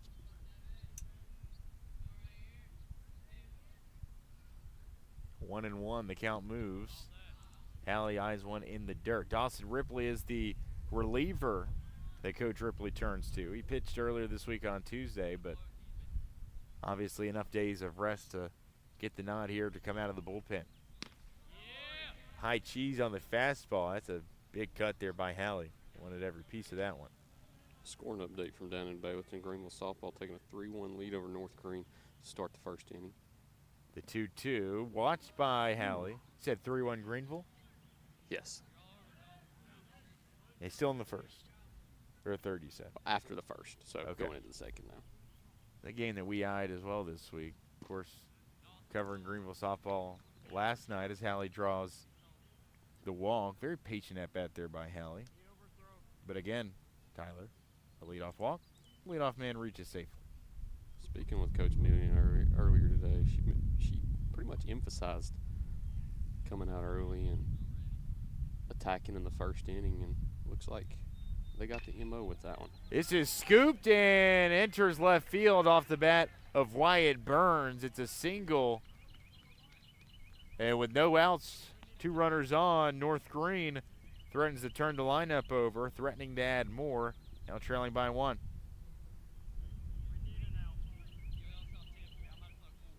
Colton Cutshaw, the designated hitter. A hit by pitch and a walk here today in that 9-hole. 4 of the 5 innings played. North Greene has had their leadoff man aboard. Overall, 8 of the 9 half innings have started with a leadoff man aboard. That's crazy.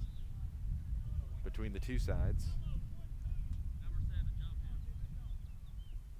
6 of those full 8 half innings have also saw runs scored. Been a very exciting game here today on Good Friday. Definitely has been. Wouldn't have it any other way. I love exciting games. It makes our day more exciting, makes the viewers more pleased. Good pitch here by Ripley, who finds the inner half. A jump ahead 0-2. And it's just good to see good baseball from both county teams. Good to see both teams have success. I feel like you always raise to the level of your competition when you play in that county v county game. Big strikeout here by Dawson Ripley, and the first out of the inning is put away. Needed that one too, getting 2 on base to start the inning. Big time. First South Greene strikeout since the top of the first. Wow. You can kind of understand Cutshaw's displeasure with striking out also, being the first one since the first inning.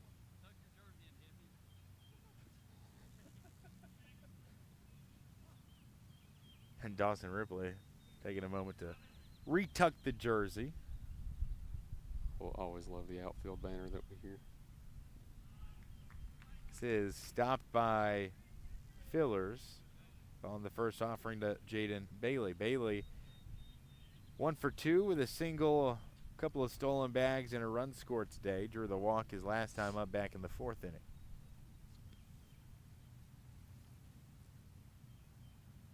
Ripley. This is so smooth for a freshman. Very poised.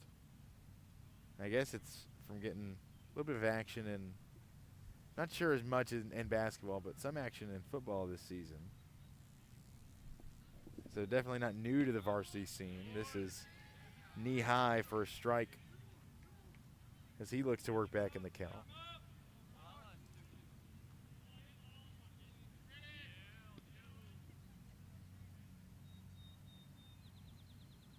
The 2-1 pitch. Very close, but ball 3. Need to start paying attention to the umpire. I'm over here making my own strike zone, and I've been wrong. They'll send the runners, and it won't matter. It's ball 4. Another walk drawn by this North Greene team. Overall on the day, the 8th issued by South Greene pitching. Jaden Bailey's got an opportunity right here to have a special at bat. This is kind of who you want. Of course, you kind of like to have your cleanup man up when you've got the bases loaded, but I'm sorry, not Bailey, but Isaac Halley in the bat now. I mean, having him up in the top of your order right here, those are some of your best contact hitters. So with just one out right here, you're looking to just get a good swing on the bat or on the ball right here.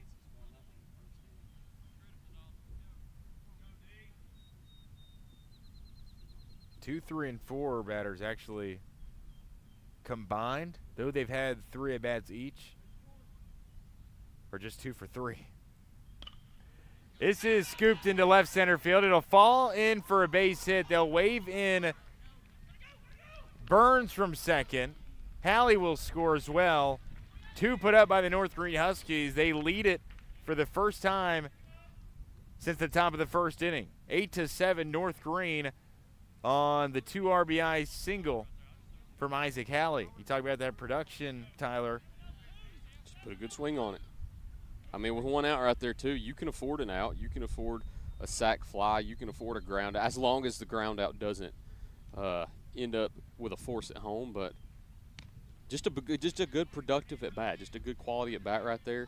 Taking a few to begin the at bat, and then shooting one over into the left center gap. Scores 2 runs, and hey, now the Huskies have the lead. Aiden Halley and Wyatt Burns scoring on the play. Got a double steal on right there, too, so now we've got both runners in scoring position, still with just one out. So now if you're Gaby, you're starting to do the same as Halley, having another good quality at bat. Gaby 1 for 1 with a pair of walks drawn here today.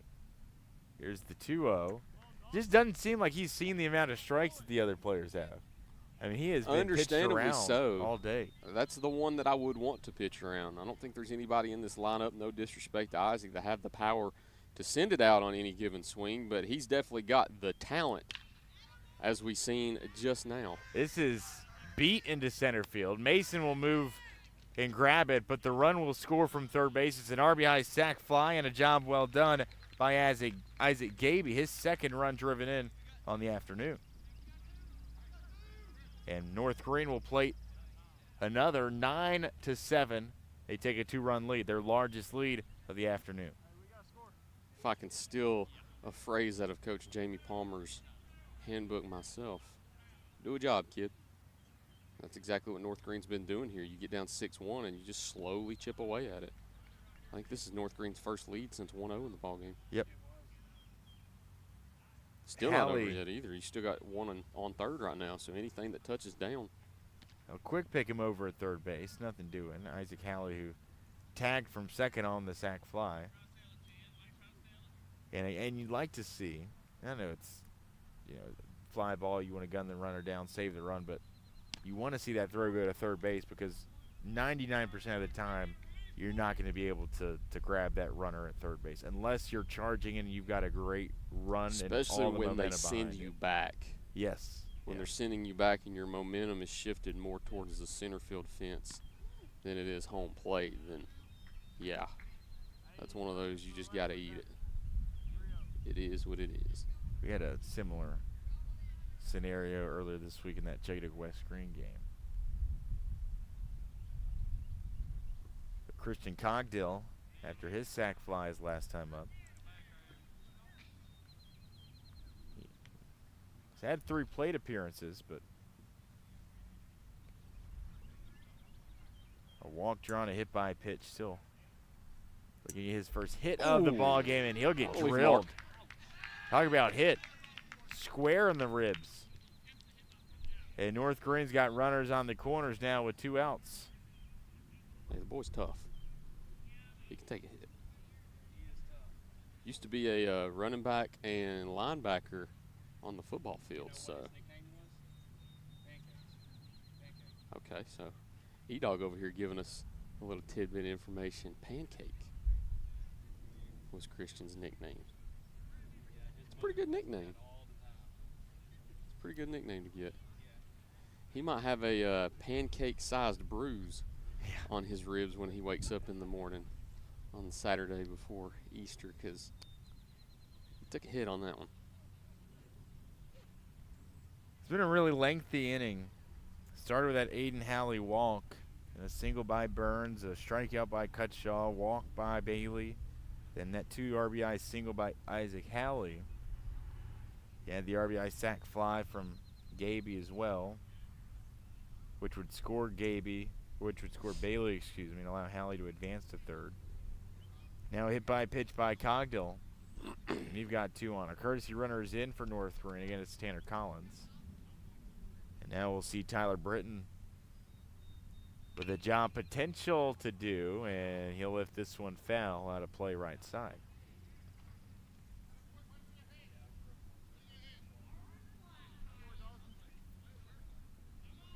Britton 1 for 2 with a 2 RBI single his last time up. He walked back in the first inning. Another quick pickoff move to the right, but nothing doing as Isaac Halley will slide underneath the tag. A little bit of a breeze starting to pick up, and that, Tyler, might have been part of the reason why it was so muggy earlier on. There was absolutely no wind. No. And when it was blowing, it was at our backs blowing in. Now a little bit more of a sideways wind. Really no advantage of playing at this ballpark, because I think we talked about some of the wind playing factors in other ballparks, shooting to the right at West Greene, kind of shooting in at Chucky Doak, and this one kind of shoots in and sideways. So being next to the mountains, I guess it kind of sucks it in a little bit instead of blowing out. Swing and a miss on the pitch upstairs by Britton. 9-7, North Greene with another crooked number put up in the top half of an inning. They put up 3 back in the top of the 4th as well. This is fouled off by Britton. Currently outscoring North Greene 8-1 ever since the completion of the second. Dawson Ripley out of the stretch will offer, and this bounces in for ball number 3. That has really been the call, I guess you could say, the calling card of this North Greene team. It's been a ton of patient at-bats and very patient eyes, as we see here once again. Overall, that's the 9th walk drawn by North Greene batters. And it's Tyler Britton who draws it for a second time today. Patience is a virtue. In baseball, it's definitely a virtue, because a lot of times you want to go up there and just swing the bat, but a lot of times it's not the right thing to do. Getting on base is your main objective, and you do it anyway. Bases now loaded with 2 outs. Big swing there by Colton Suggs, and that's a kid that you don't really want to see with runners on every base. Very powerful kid. We talked about an offensive lineman for the Husky football team. I mean, going back to what I was just talking about too, you look at the 3 players on base for North Greene right now. Halley got on with a base hit, Christian got on with a hit by pitch, and Tyler got on with a walk. So I mean, you get on base any way you can. Almost. Very nearly it did. Almost had another run on the board right there. I mean, even go back to their last inning. 3 runs on just a single hit this inning. 3 runs on just 2 hits. Like you said, Tyler, they've been able to manufacture runs in different ways. You're looking at North Greene, too. And you're getting deep into these counts. Mm-hmm. Yeah, Ripley's already up to 45 pitches. Yeah. You're getting deep into these counts. I don't know how many. This is going to hit Suggs. And it'll be an RBI hit by pitch with the bases loaded. Isaac Halley will trot in to score the 10th run of the ball game. 10-7 Huskies on the bases loaded hit by pitch. we might get a change now. The Rebels going to change pitchers here. We'll take the break. We need it. We've got a coughing fit as well. 10-7 Huskies. The inning continues. We'll tell you about the new South Greene arm when we return here on First Horizon Green Sports Zone.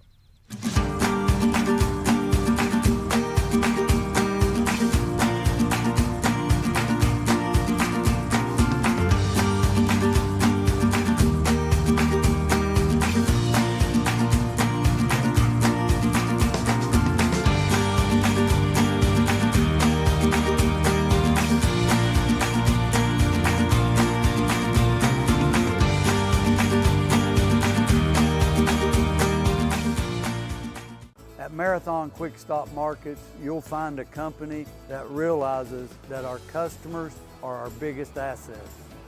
We are a locally owned company, proud to serve our community. So we do everything with you in mind. We clean and sanitize our stores, provide a well-lit, monitored area to keep you and your family safe. You can always expect a friendly staff and a large selection of products with weekly specials. Stop in at a nearby Marathon Quick Stop Market today. In Greenville, we blend beauty with Southern charm. From sharp cuts to flawless color and perfect extensions, we make dream hair real. As milkshake experts, we deliver exclusive treatments, glosses, and pro product advice. Finish your look with nails and waxing done with care. Relax and recharge with our signature Japanese head spa. Come experience the Main Brand difference. At the Main Brand Hair Company, We wrangle your tangles. At Food City, we make it easy for you to shop your way. Order online and pick it up curbside, or have it delivered straight to your door with Instacart or DoorDash. Nobody does food like Food City. And now get it straight from our doors to yours. Value every day, Food City.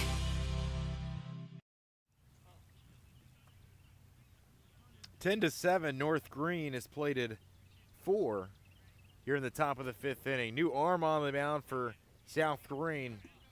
It's been a struggle to find the strike zone as of late for his South Greene pitching staff, combined throwing and issuing 9 free passes, and also hitting 4 other batsmen. Hit by pitches in this inning by Christian Cogdill. Walks drawn by Tyler Britton, Jaden Bailey, and Aiden Halley. Just 2 base hits, but 4 runs to show for it. And the Huskies still with the bases loaded and 2 outs. You got a chance to get out of it right here. Maddox Brown's the new arm in, coming in from left field. Meanwhile, they'll send Dawson Ripley out into left for South Greene. So is it 2-0? I believe so, yes. Okay, I thought so also, but I'm going by the scoreboard. The scoreboard has 2 strikes.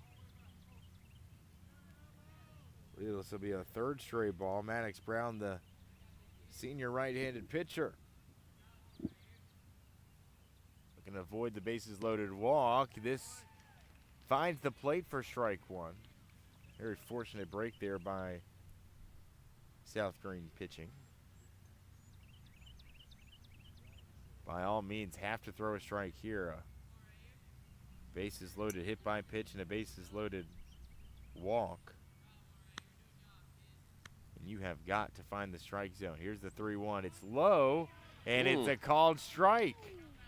He's delayed on his strike call. And I'm not saying he has a bad zone. I'm just saying those last 2, he's waited a second before he's called it. I think Hallie expected it the first time. I don't think he expected that one. 3-2 the count. Maddox Brown with the payoff pitch, and it's bounced for a ball 4. Bases loaded walk, and North Greene has a dozen runs. 11-7.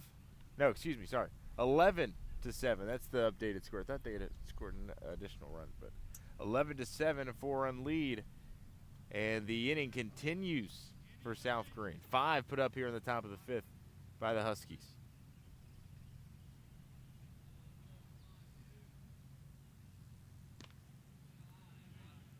First pitch ball.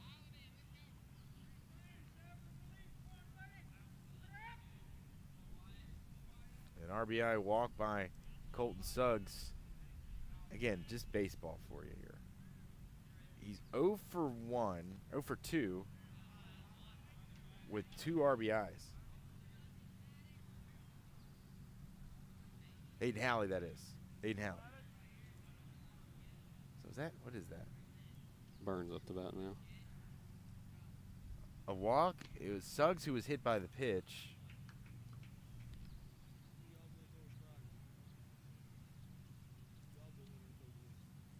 Suggs with the bases loaded hit by pitch. And then Halley with the RBI bases loaded walk.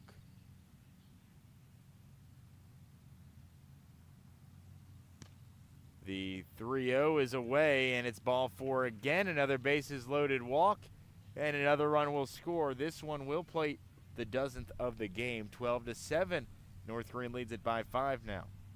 Now, Matthew, they have a dozen runs. I always want to get You that were just in. ahead of yourself. Yeah. Not wrong, just early. So far this inning,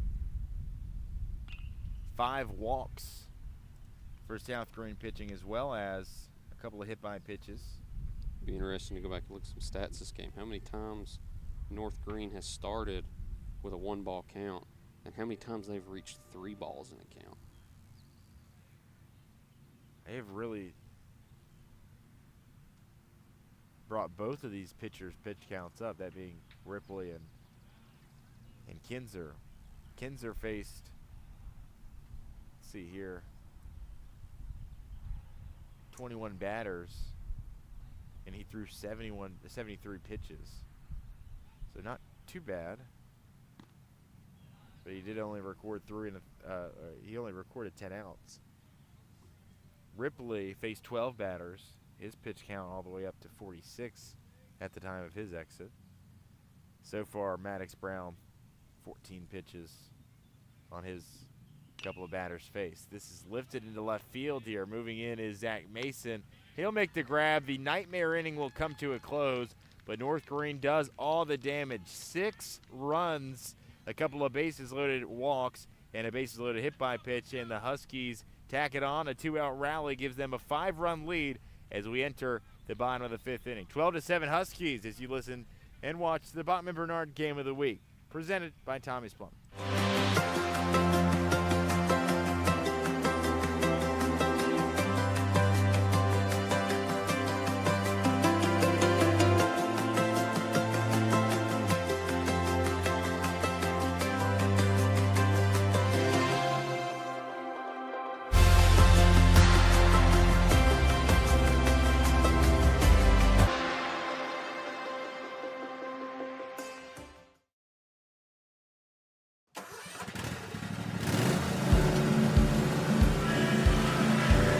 Whether you ride, haul, or work, CNC has what moves you from dirt roads to job sites. We've got the gear to get you there.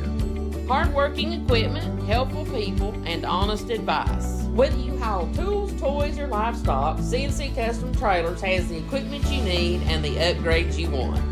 CNC Custom Trailers, where you're more than just a customer, you're a neighbor.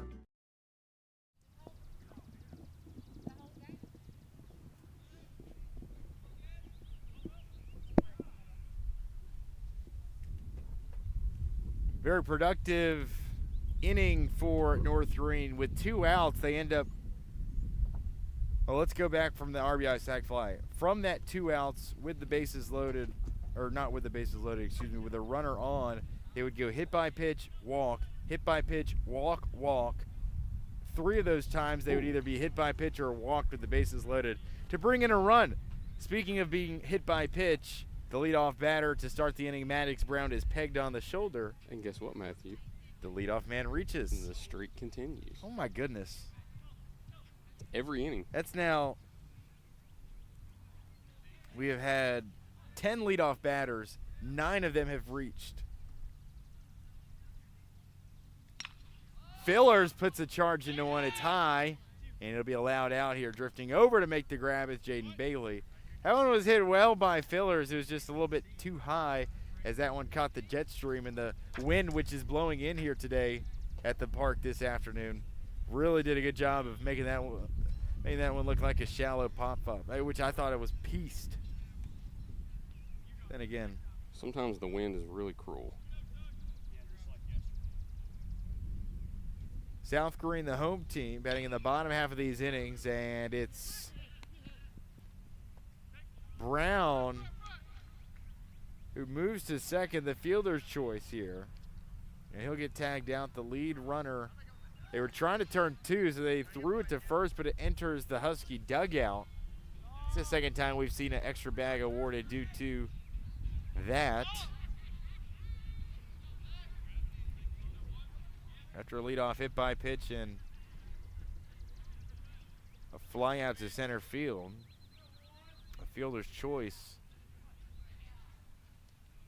We've got the top of the order due up again. Dawson Ripley, who's 1 for 3 with a double. He's reached by air twice. He'll ground this one to Isaac Gaby at shortstop. The throw across is missed by the first baseman. Ripley stays at first. The third time he'll reach by air, and Zach Mason will score standing up. South Greene plates one here in the bottom of the fifth to cut it to a 12-8 Husky lead. The fourth error of the day for North Greene, and all of them have proved very, very troublesome. And again, another unearned run against this North Greene defense.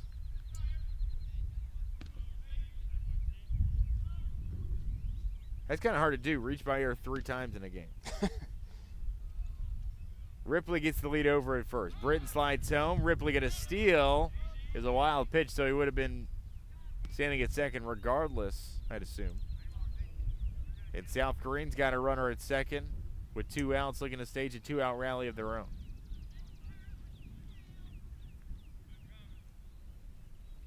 Tyler Britton coming in to relieve Aiden Halley, who started the game on the mound for North Greene, has gone an inning and 2/3, has allowed 1 run.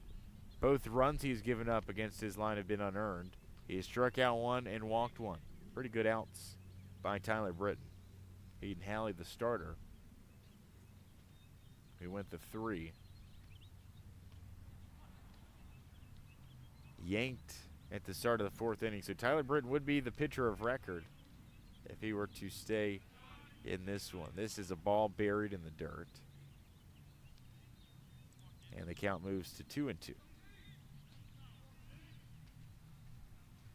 Ripley with the lead over at second base. Big 3 innings by North Greene. Their offense putting up 2, 3, and 6 in the 3rd, 4th, and 5th inning. T. Ricker is punched out here to end the frame. Tyler Britton with punch out number 2, and the inning is over. South Greene able to plate 1 on the errant throw, but that's all she wrote here. It's 12-8 Huskies as we move to the 6th inning of play here from South Greene High School. Here on First Horizon, Green Sports Zone.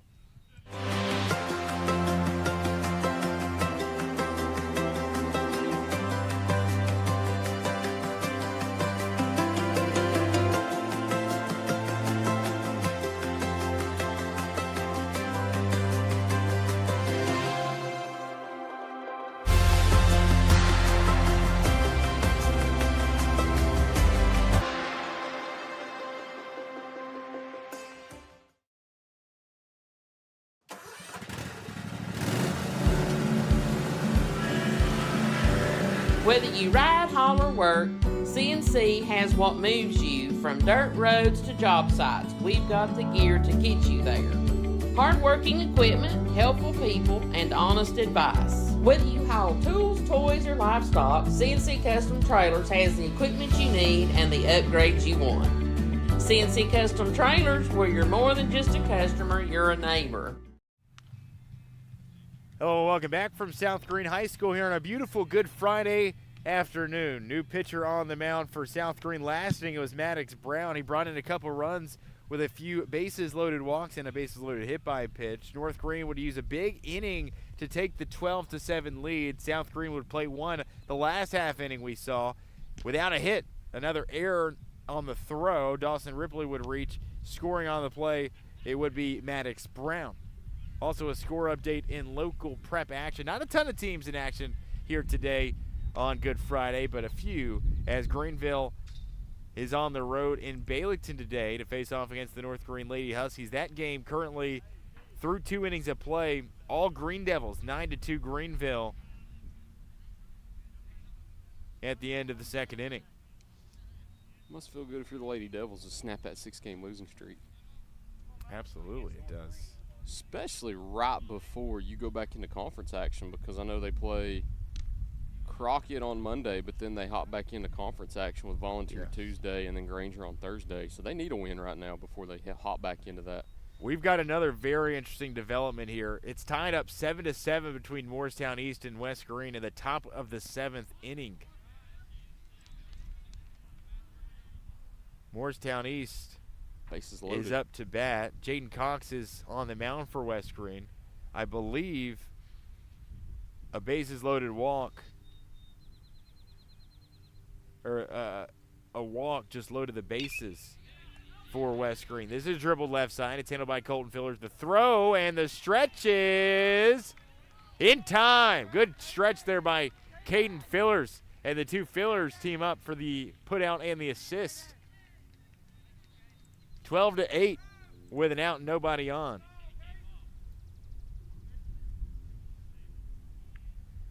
Jaden Bailey, that was his 5th at bat as North Greene's batting order is making their 5th trip through. Bailey had he's had an at bat in every inning except for the 3rd. And now Isaac Halley will be due up. Productive game for him as he's 2 for 4 with a couple of RBIs on the day. The younger brother of Aiden, just a sophomore in this Husky batting order. We'll see a first pitch ball outside. So West Greene got out of the bases loaded jam, by the way. And we'll monitor that one closely as that is tied entering the bottom of the 7th inning. That game being played over in Mossheim today. It's another team that's on a little bit of a skid. Yes. I think a 5-game skid for the Buffaloes. And even further back, I think it's 8 of their last 9 that they've lost as well. You might be right. Had a couple of tough series. I think they blame that losing streak on me. For us going out and watching their South Greene game? No, we just can't get out there for coaches shows while basketball's still going on. As soon as I show up for coaches shows, Sauceman and the Buffaloes ain't won a game since. Wow. Well, maybe the next time you go, they'll start to win again. It could be a reverse curse. It's a 5-pitch walk issued on Halley. And overall, South Greene,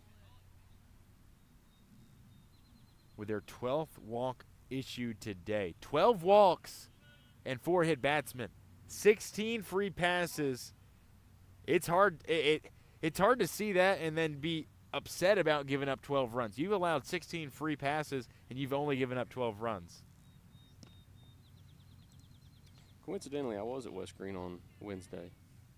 So hopefully that streak does get snapped today.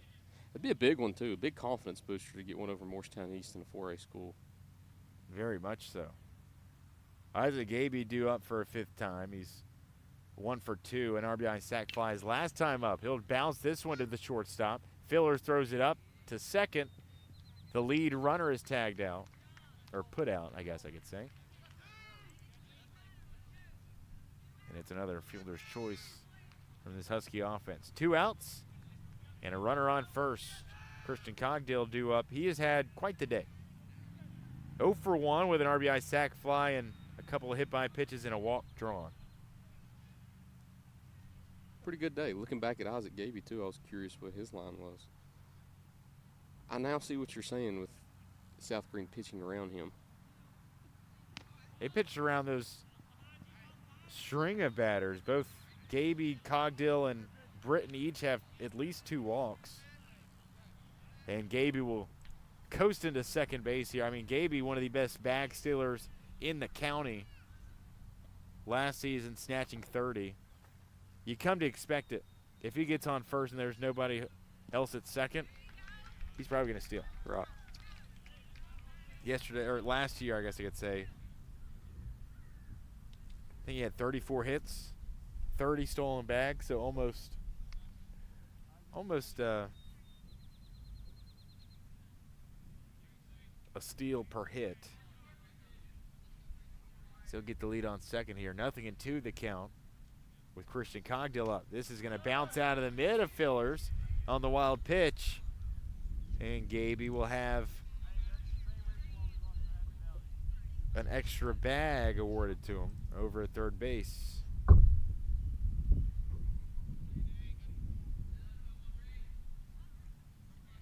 West Greene's got 2 outs in the bottom of the 7th of their game over there. A strikeout and a fly out with Jonah Bath at the plate. Can they flip the script after being walked off earlier this week? Can they walk it off against Morristown East? That game tied at 7. In the bottom of 7th inning. Christian Cogdill down to his final strike. Will not offer it one. And the count moves. 3 straight balls thrown by Maddox Brown. After the wild pitch advanced Gaby to third. It's about the time where you saw the tide start to shift last half inning for North Greene. Scoring most of those runs with 2 outs. It's a walk, and Gaby will sprint home. Touch it for run number 13 on the day. 13-8 Huskies on the wild pitch.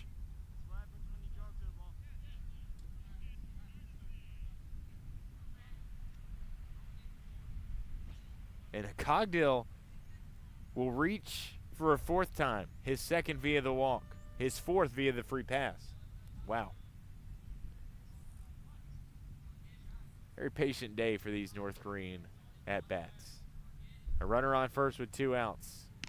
A pitch out, a throw down, a tag applied, and just out of the mitt. Or else I think that might have been a caught stealing.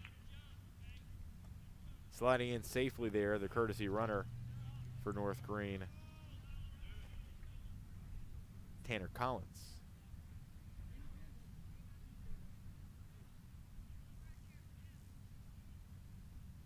Well, they're going to extras over at Mossine. That game headed to the top of the 8th after West Greene is put down in order.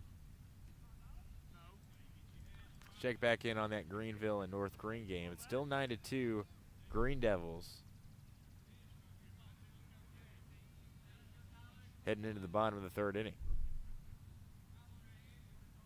Game being played over at Baileyton. A couple of local games here on Good Friday. All earlier starts. Now that Greenville North Greene game got started at 2 for their first pitch, but West Greene, Morristown East got started at the same time as us. Here we are in the top of the 6th inning. They're headed to the 8th.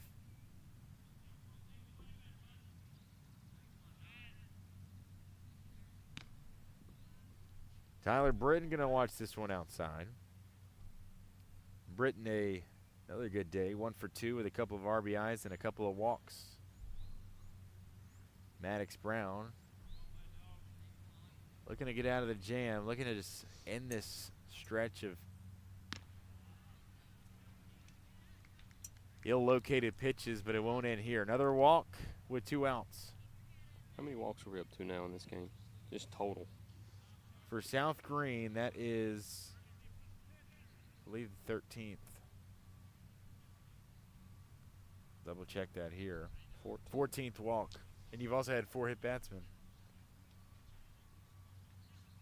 21 walks / hit by pitches. It's been an interesting day. Still been an exciting game. Yeah. It's just kind of slowed down a little bit. North Greene really taking control. Good pitch. Maddox Brown finding the zone once again. Just got to get one here. Pitch to contact. And really the bulk of it has come in these last 3 innings for South Greene. 8 walks in the 4th and the 5th combined. And a wild pitch here will allow Collins to steal 3rd. And so far here in the 6th, you've walked 3. So 11 of your 13 walks have come in the last 3 innings. That just cannot happen. Good hit. This one's hit well over the shortstop's head, out in the left field. A run will score And North Greene will tack one more on.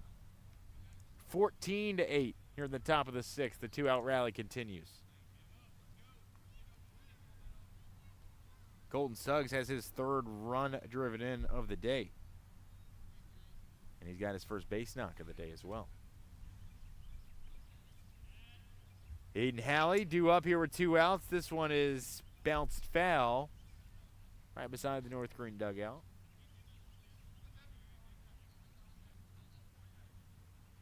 Runners on first and second here.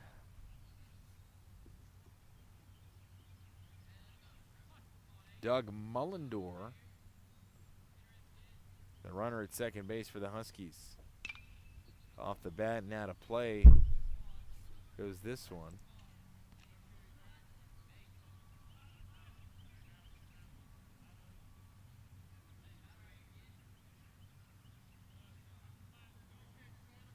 Maddox Brown now with 40 pitches in his relief outing. He pitched earlier this week on Tuesday. The throw is inside. Perhaps it was Monday. One of those 2 days he saw both Ricker and Brown relieve in that Happy Valley series.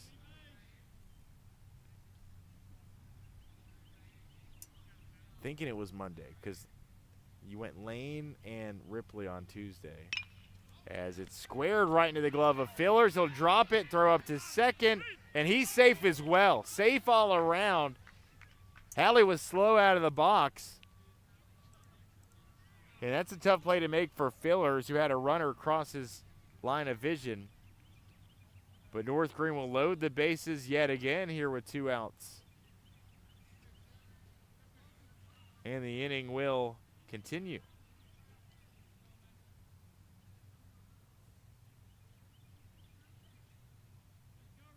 It's going to be an error on the shortstop. That's South Greene's first error of the day.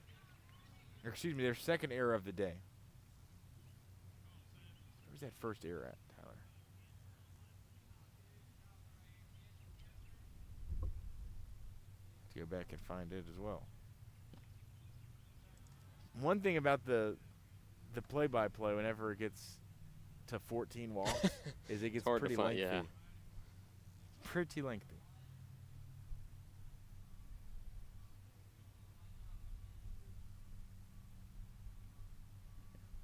We'll do it in between innings. Big swing and a miss here by Wyatt Burns.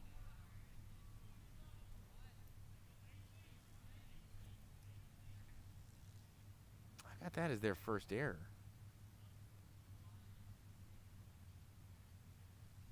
It's going to stump me. I'll say they just got one.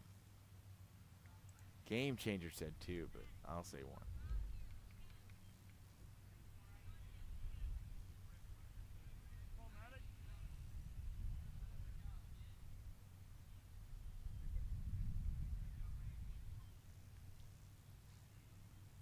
Two and two. The pitch is batted back foul off the bat of Wyatt Burns. An RBI bases loaded walk his last time up. The bases are loaded. Yet again for the Husky left fielder. Brown's pitch count nearing 50 as he comes set out of the stretch. Will deliver, and this one's going to wear off the left leg, and another run will come in with the bases loaded. The fourth time a Husky batter has been walked or hit by a pitch with the bases loaded, and that'll force Coach Ripley to come out and likely will be the end of the line for Maddox Brown. We'll take the break, come back, tell you about the new Rebel Arm when we return. North Greene has scored again, 15-8 here in the top of the sixth inning with two outs and the bases loaded. This is the Bachman Bernard Game of the Week, presented by Tommie's Plumbing. When it comes to healthcare, no one wants to feel rushed. At Abundant Healthcare Clinic in Greenville, we take the time to listen, explain, and truly care. We're a nonprofit clinic backed by 60 years of experience from Evergreen Life Services. From sports and routine physicals to common illnesses and minor injuries, we focus on you, not the clock. Call 423-278-2501 to schedule your appointment today. Abundant Healthcare Clinic. We take the time. Others don't. So why sit on the sidelines when you could be driving a brand new Chevrolet, GMC, or Cadillac? From Bachman Bernard in Greenville. Choose from the Silverado, Sierra, Terrain, Acadia, Equinox, Trax, Trailblazer, or Blazer. And wrap yourself in elegance and style while driving a Cadillac, Lyric, or the best vehicle on the planet, the Cadillac Escalade. So don't stumble, bumble, and fumble your way with other dealers. If we don't have it, we'll get it. Make the short trip to Bachman Bernard Chevrolet GMC Cadillac in Greenville, where we will save you money. So why sit on the sidelines when you could be driving a brand new Chevrolet, GMC, or Cadillac? From Bachman Bernard in Greenville. Choose from the Silverado, Sierra, Terrain, Acadia, Equinox, Trax, Trailblazer, or Blazer. And wrap yourself in elegance and style while driving a Cadillac, Lyric, or the best vehicle on the planet, the Cadillac Escalade. So don't stumble, bumble, and fumble your way with other dealers. If we don't have it, we'll get it. Make the short trip to Bachman Bernard Chevrolet GMC Cadillac in Greenville, where we will save you money. For over 30 years, Tommie's Plumbing has proudly served the Tri-Cities with a personal touch, because we're not just plumbers, we're family. From simple faucet repairs to full plumbing repiping, we have the experience and expertise to get the job done right. We also specialize in water heater and tankless water heater installations, helping you find the perfect solution for your home. Our technicians stand behind their work and always leave your space clean and spotless. Looking for a plumber who's fast, professional, and reliable? Call Tommie's Plumbing and let our family take care of yours. 15-8 our score here in the top of the sixth with the bases loaded and 2 outs. North Greene had just one on, and then they went walk, walk, single, reach by air, RBI, bases loaded, hit by pitch. And again, a second consecutive nightmare inning here for the Rebels, who have walked or hit now 20 batters here in the ballgame. 15 walks and 5 hit by pitches here today. And most of them have come here in the last 2 innings. This is hit well left side, and it is caught by the third baseman. Fortunately, the inning is over. Zach Mason comes in, records an out that was sorely needed on his second pitch. 15-8, Huskies lead. The bases left loaded once again. We move to the bottom of the sixth here on First Horizon, Green Sports Zone.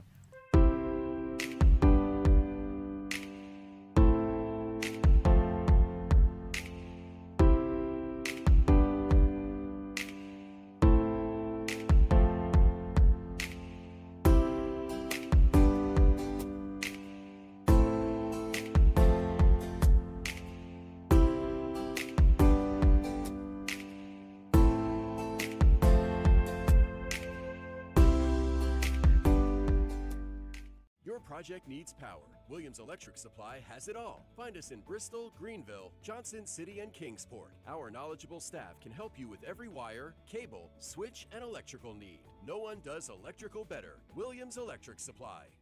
Your home needs lighting. Williams Electric Supply has it all. A showroom full of ideas for lighting your home for comfort. Find us in Bristol, Greenville, Johnson City, and Kingsport for unique lighting and every perfect light fixture. No one does lighting better. Williams Electric Supply.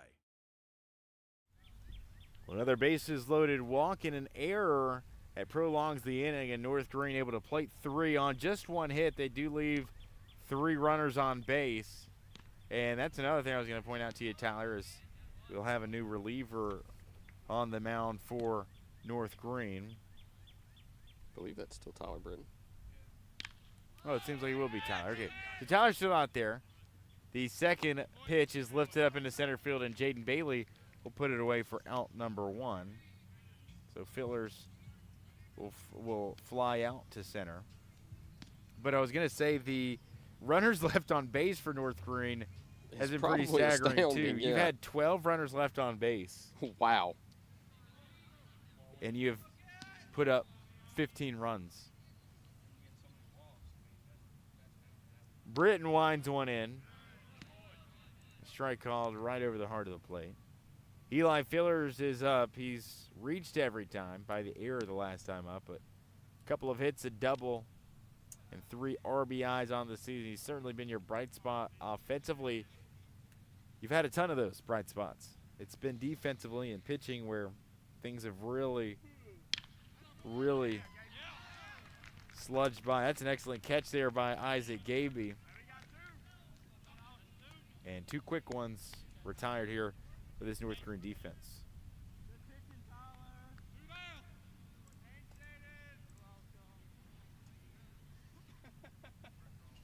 We've had runs on all but 2 half innings. And we've still got 2 more left to go. Indeed we do. Still not over at this half. But hey, either. We had South Greene not have the leadoff man reach. That's a first. Wow, I didn't realize that, yeah. The previous 5, all leadoff batters for South Greene had reached.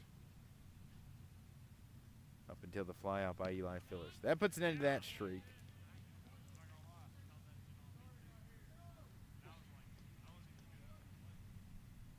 Here's the 2-1. It's inside for a ball.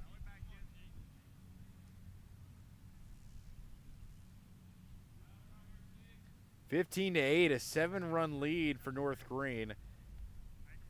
An 8-run victory in last night's game in Baileyton. And this one started out quite the opposite way. 6-1, South Greene had the lead entering the 3rd inning. Then you had 5 unanswered by the Huskies to make it a tie ball game at 6-6. South Greene would take the lead back at 7-6. Then the floodgates would open. 3 runs in the top of the 4th for North Greene, 6 in the top of the 5th, and 3 in the top of the 6th. And a strikeout to end the frame for Tyler Britton. 1-2-3, able to retire the side. Still 8-15. We move to the top of the 7th inning, Conclusion on the way here in the Bachman Bernard Game of the Week, presented by Tommie's Plumbing.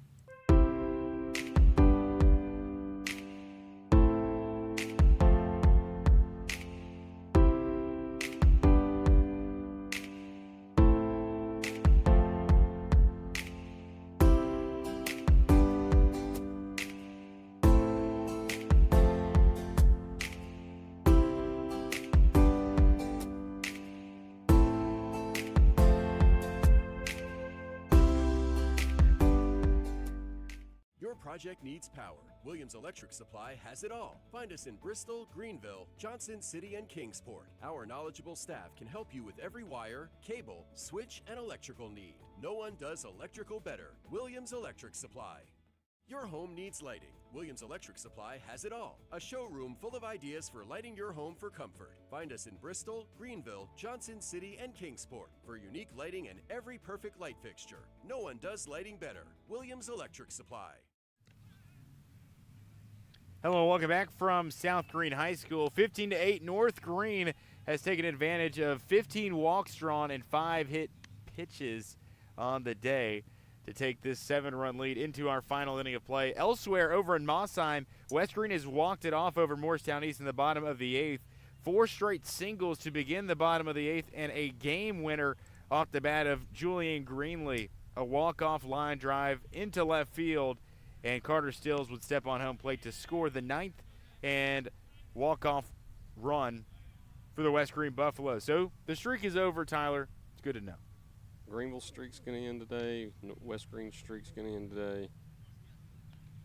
We're seeing some streaks end today. It's Good Friday for you. 9-3 Greenville softball leading over North Greene currently.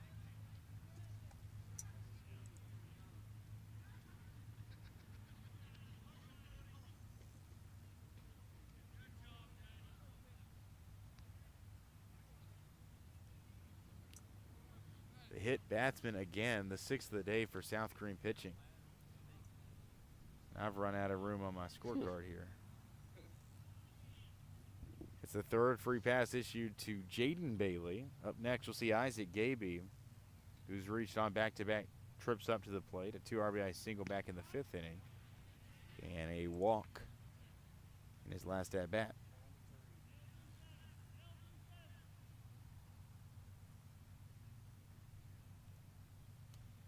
Zach Mason's in to relieve for the Rebels. A steal attempt here by Bailey. It takes a funny hop, but he'll slide in safely at second base and move into scoring position.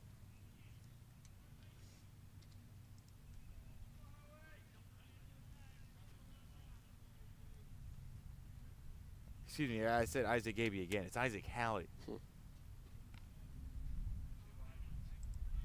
I've called him Aiden. I've called him Isaac Gaby. Apologies. Isaac Halley. Halley with that 2 RBI single and the walk his last at bat.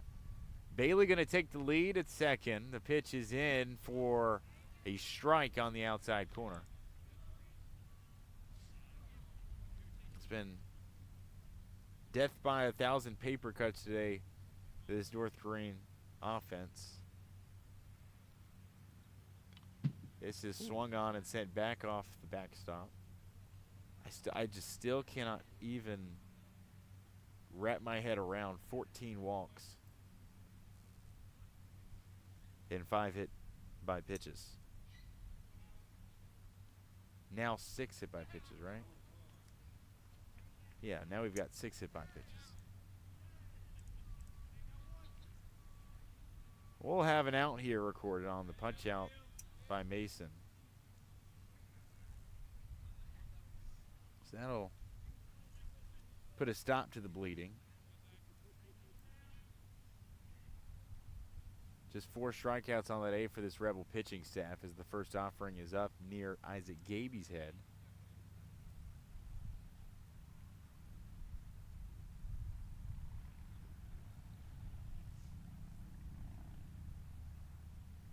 Toss one in. It's up and in.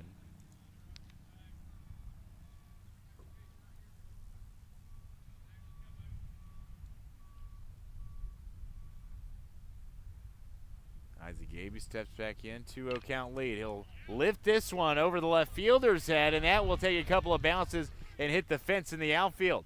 Gaby pulls up at second base. Bailey going to score jogging into home.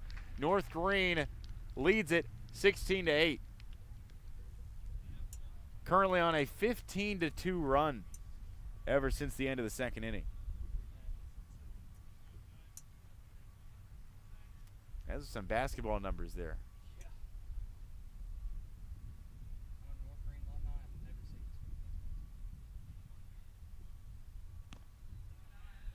That's Isaac Gaby's second base hit of the day. It's his 3rd RBI.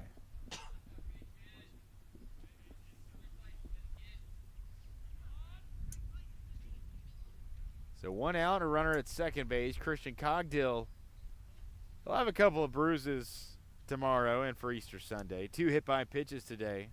A couple of walks drawn, an RBI sac fly. The battery will have a meeting. Mason will go have a quick word with Eli Fillers. Not fully versed with the rules. If they get up by 10 right here, South Greene still does have a chance to hit in the bottom because it's 7th. Yeah, South Greene. Yeah, that's what I thought. Yeah, South Greene will have a chance to hit. I believe if North Greene were to score 2 more, they would enforce the 10-run rule. Yeah, but it's the 7th inning anyway, so I guess South Greene still bats. Yeah.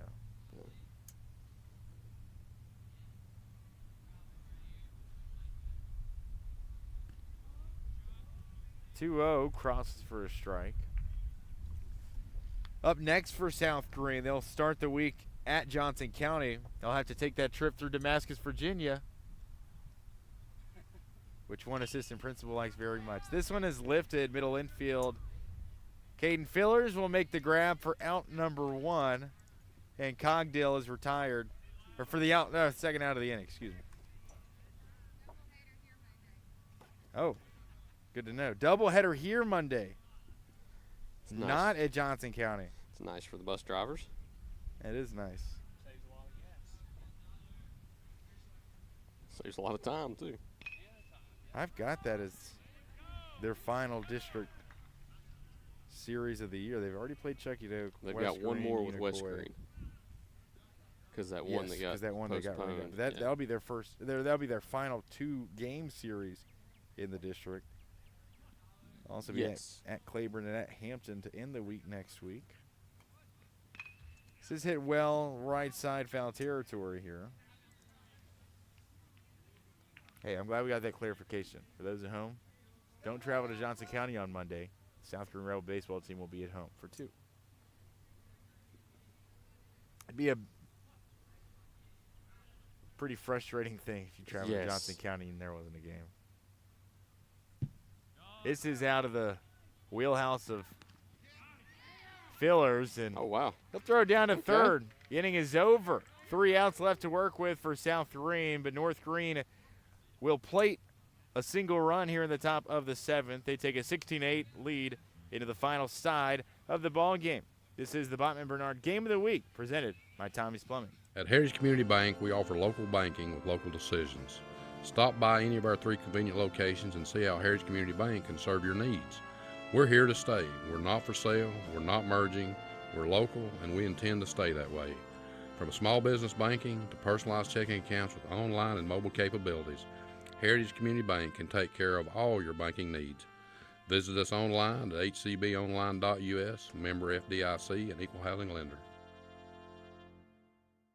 At many dealerships, you get what you'd expect. Games, gimmicks, and shady sales tactics. At Gateway Nissan in Greenville, expect the unexpected. Low prices, convenient service, and a great buying experience. Get our Gateway exclusive lifetime powertrain warranty. No worries for life. You deserve the unexpected. It's the #1 reason you gotta get to Gateway.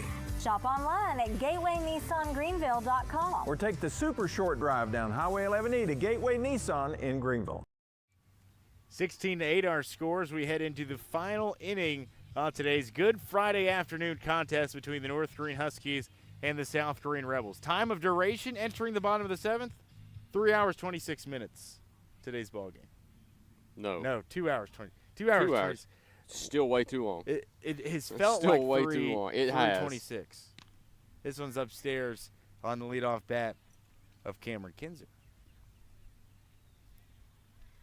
Combined walks and hit by pitches for this South Greene pitching staff, with the inclusion of your hit by pitch last half inning, which actually didn't have a walk last half inning, as Kinzer puts it left side on the ground. It's gloved and thrown by Gaby for out number 1.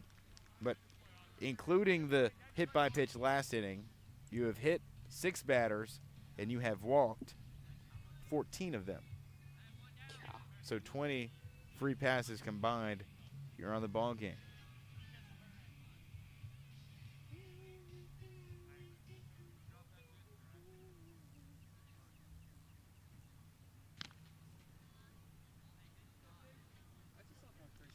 This one is barely for ball number 1.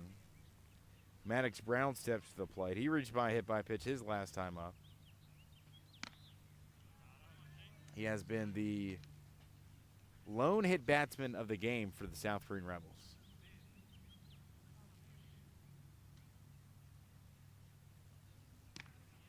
The 1-0 inside for ball, or the 2-0, excuse me, inside for ball to move the count to 3 and nothing. Up next for North Greene, as they will now have won 4 of their last 5. They'll be at Unaka this coming Monday as Maddox Brown will draw the 4-pitch walk. North Greene pitching, they struggled early on with the location, but since then they've been pretty good. Just their 4th walk of the day. They've hit 1 other batter.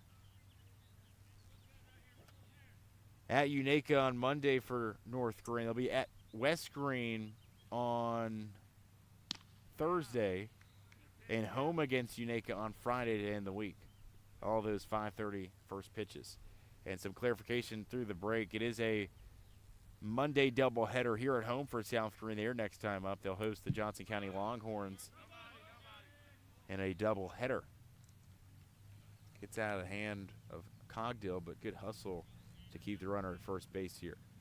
2 outs left to work with for the South Greene Rebels. They put up a valiant effort early on, had all the momentum, leading 6-1 at one point in this ball game. But a 12-2 run to answer by North Greene has the road team ahead by 8. Caden Fillers will step to the plate. Fillers, a single He's 1 for 3. As they will get a stolen bag out of Maddox Brown here.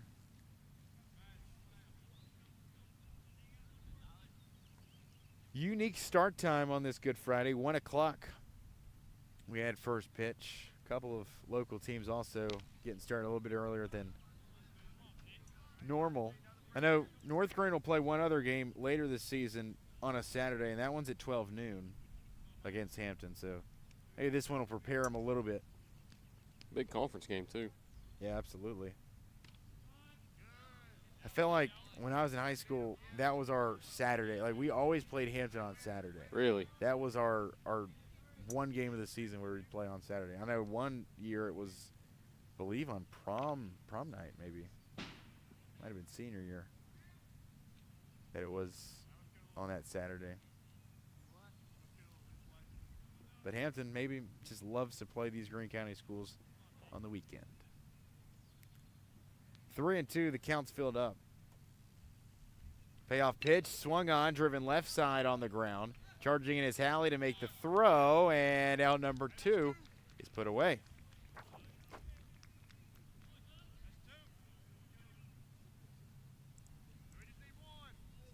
So G5 for the second out. South Greene down to its final out of the ball game.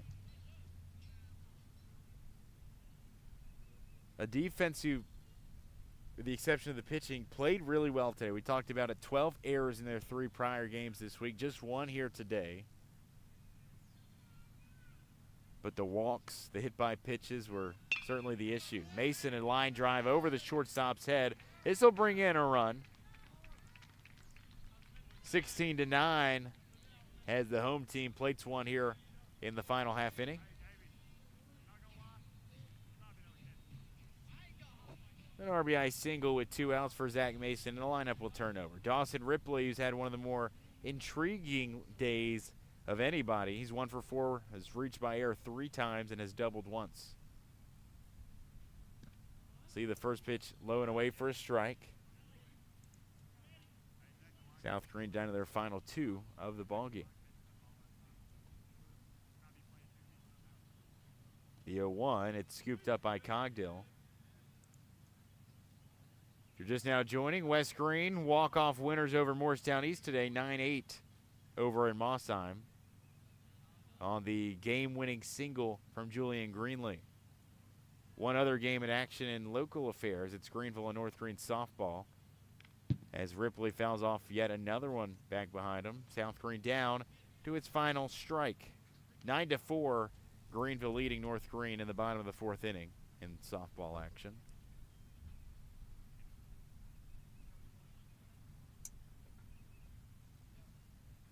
Check our website, check our socials, greensportzone.com, and wherever you do social media to stay up to date with all the latest in Greene County athletics this spring. His pitch grounded left side. Halley makes the throw, and the ball game is over. North Greene comes from 5 down to end up taking this one on the road, 16-9.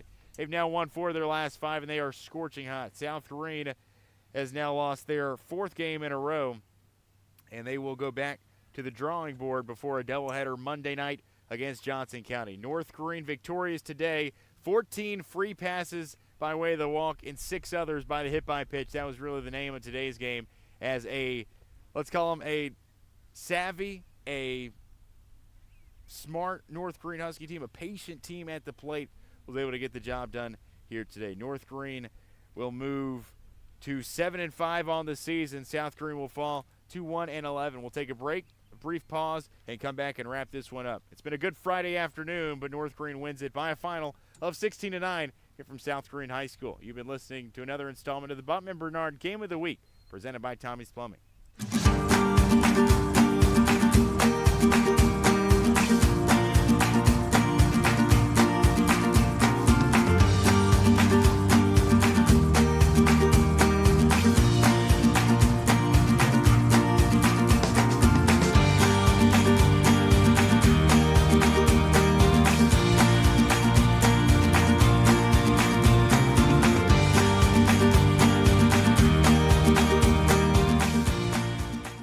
Marathon Quick Stop Markets, you'll find a company that realizes that our customers are our biggest assets. We are a locally owned company, proud to serve our community. So we do everything with you in mind. We clean and sanitize our stores, provide a well-lit, monitored area to keep you and your family safe. You can always expect a friendly staff and a large selection of products with weekly specials. Stop in at a nearby Marathon Quick Stop Market today. In Greenville, we blend beauty with Southern charm. From sharp cuts to flawless color and perfect extensions, we make dream hair real. As milkshake experts, we deliver exclusive treatments, glosses, and pro product advice. Finish your look with nails and waxing done with care. Relax and recharge with our signature Japanese head spa. Come experience the Main Brand difference. At the Main Brand Hair Company, we wrangle your tangles. At Food City, we make it easy for you to shop your way. Order online and pick it up curbside, or have it delivered straight to your door with Instacart or DoorDash. Nobody does food like Food City. And now, get it straight from our doors to yours. Value every day, Food City. Hello and welcome back at the conclusion of our Friday afternoon, a good Friday afternoon of high school baseball. North Greene victorious here today, 16-9. They draw 14 walks to get hit by 6 pitches, and they do some damage. Despite leaving 12 runners on, North Greene able to just crawl out of that 5-run deficit early on and really not look back. 2 runs in the top of the 3rd, 3 in the top of the 4th, 6 in the top of the 5th, and 3 in the top of the 6th. I'll put 1 on top of the 7th as well to just continue to add on in the scoring department. Just 1 half inning where they were held scoreless. That was back in the 2nd.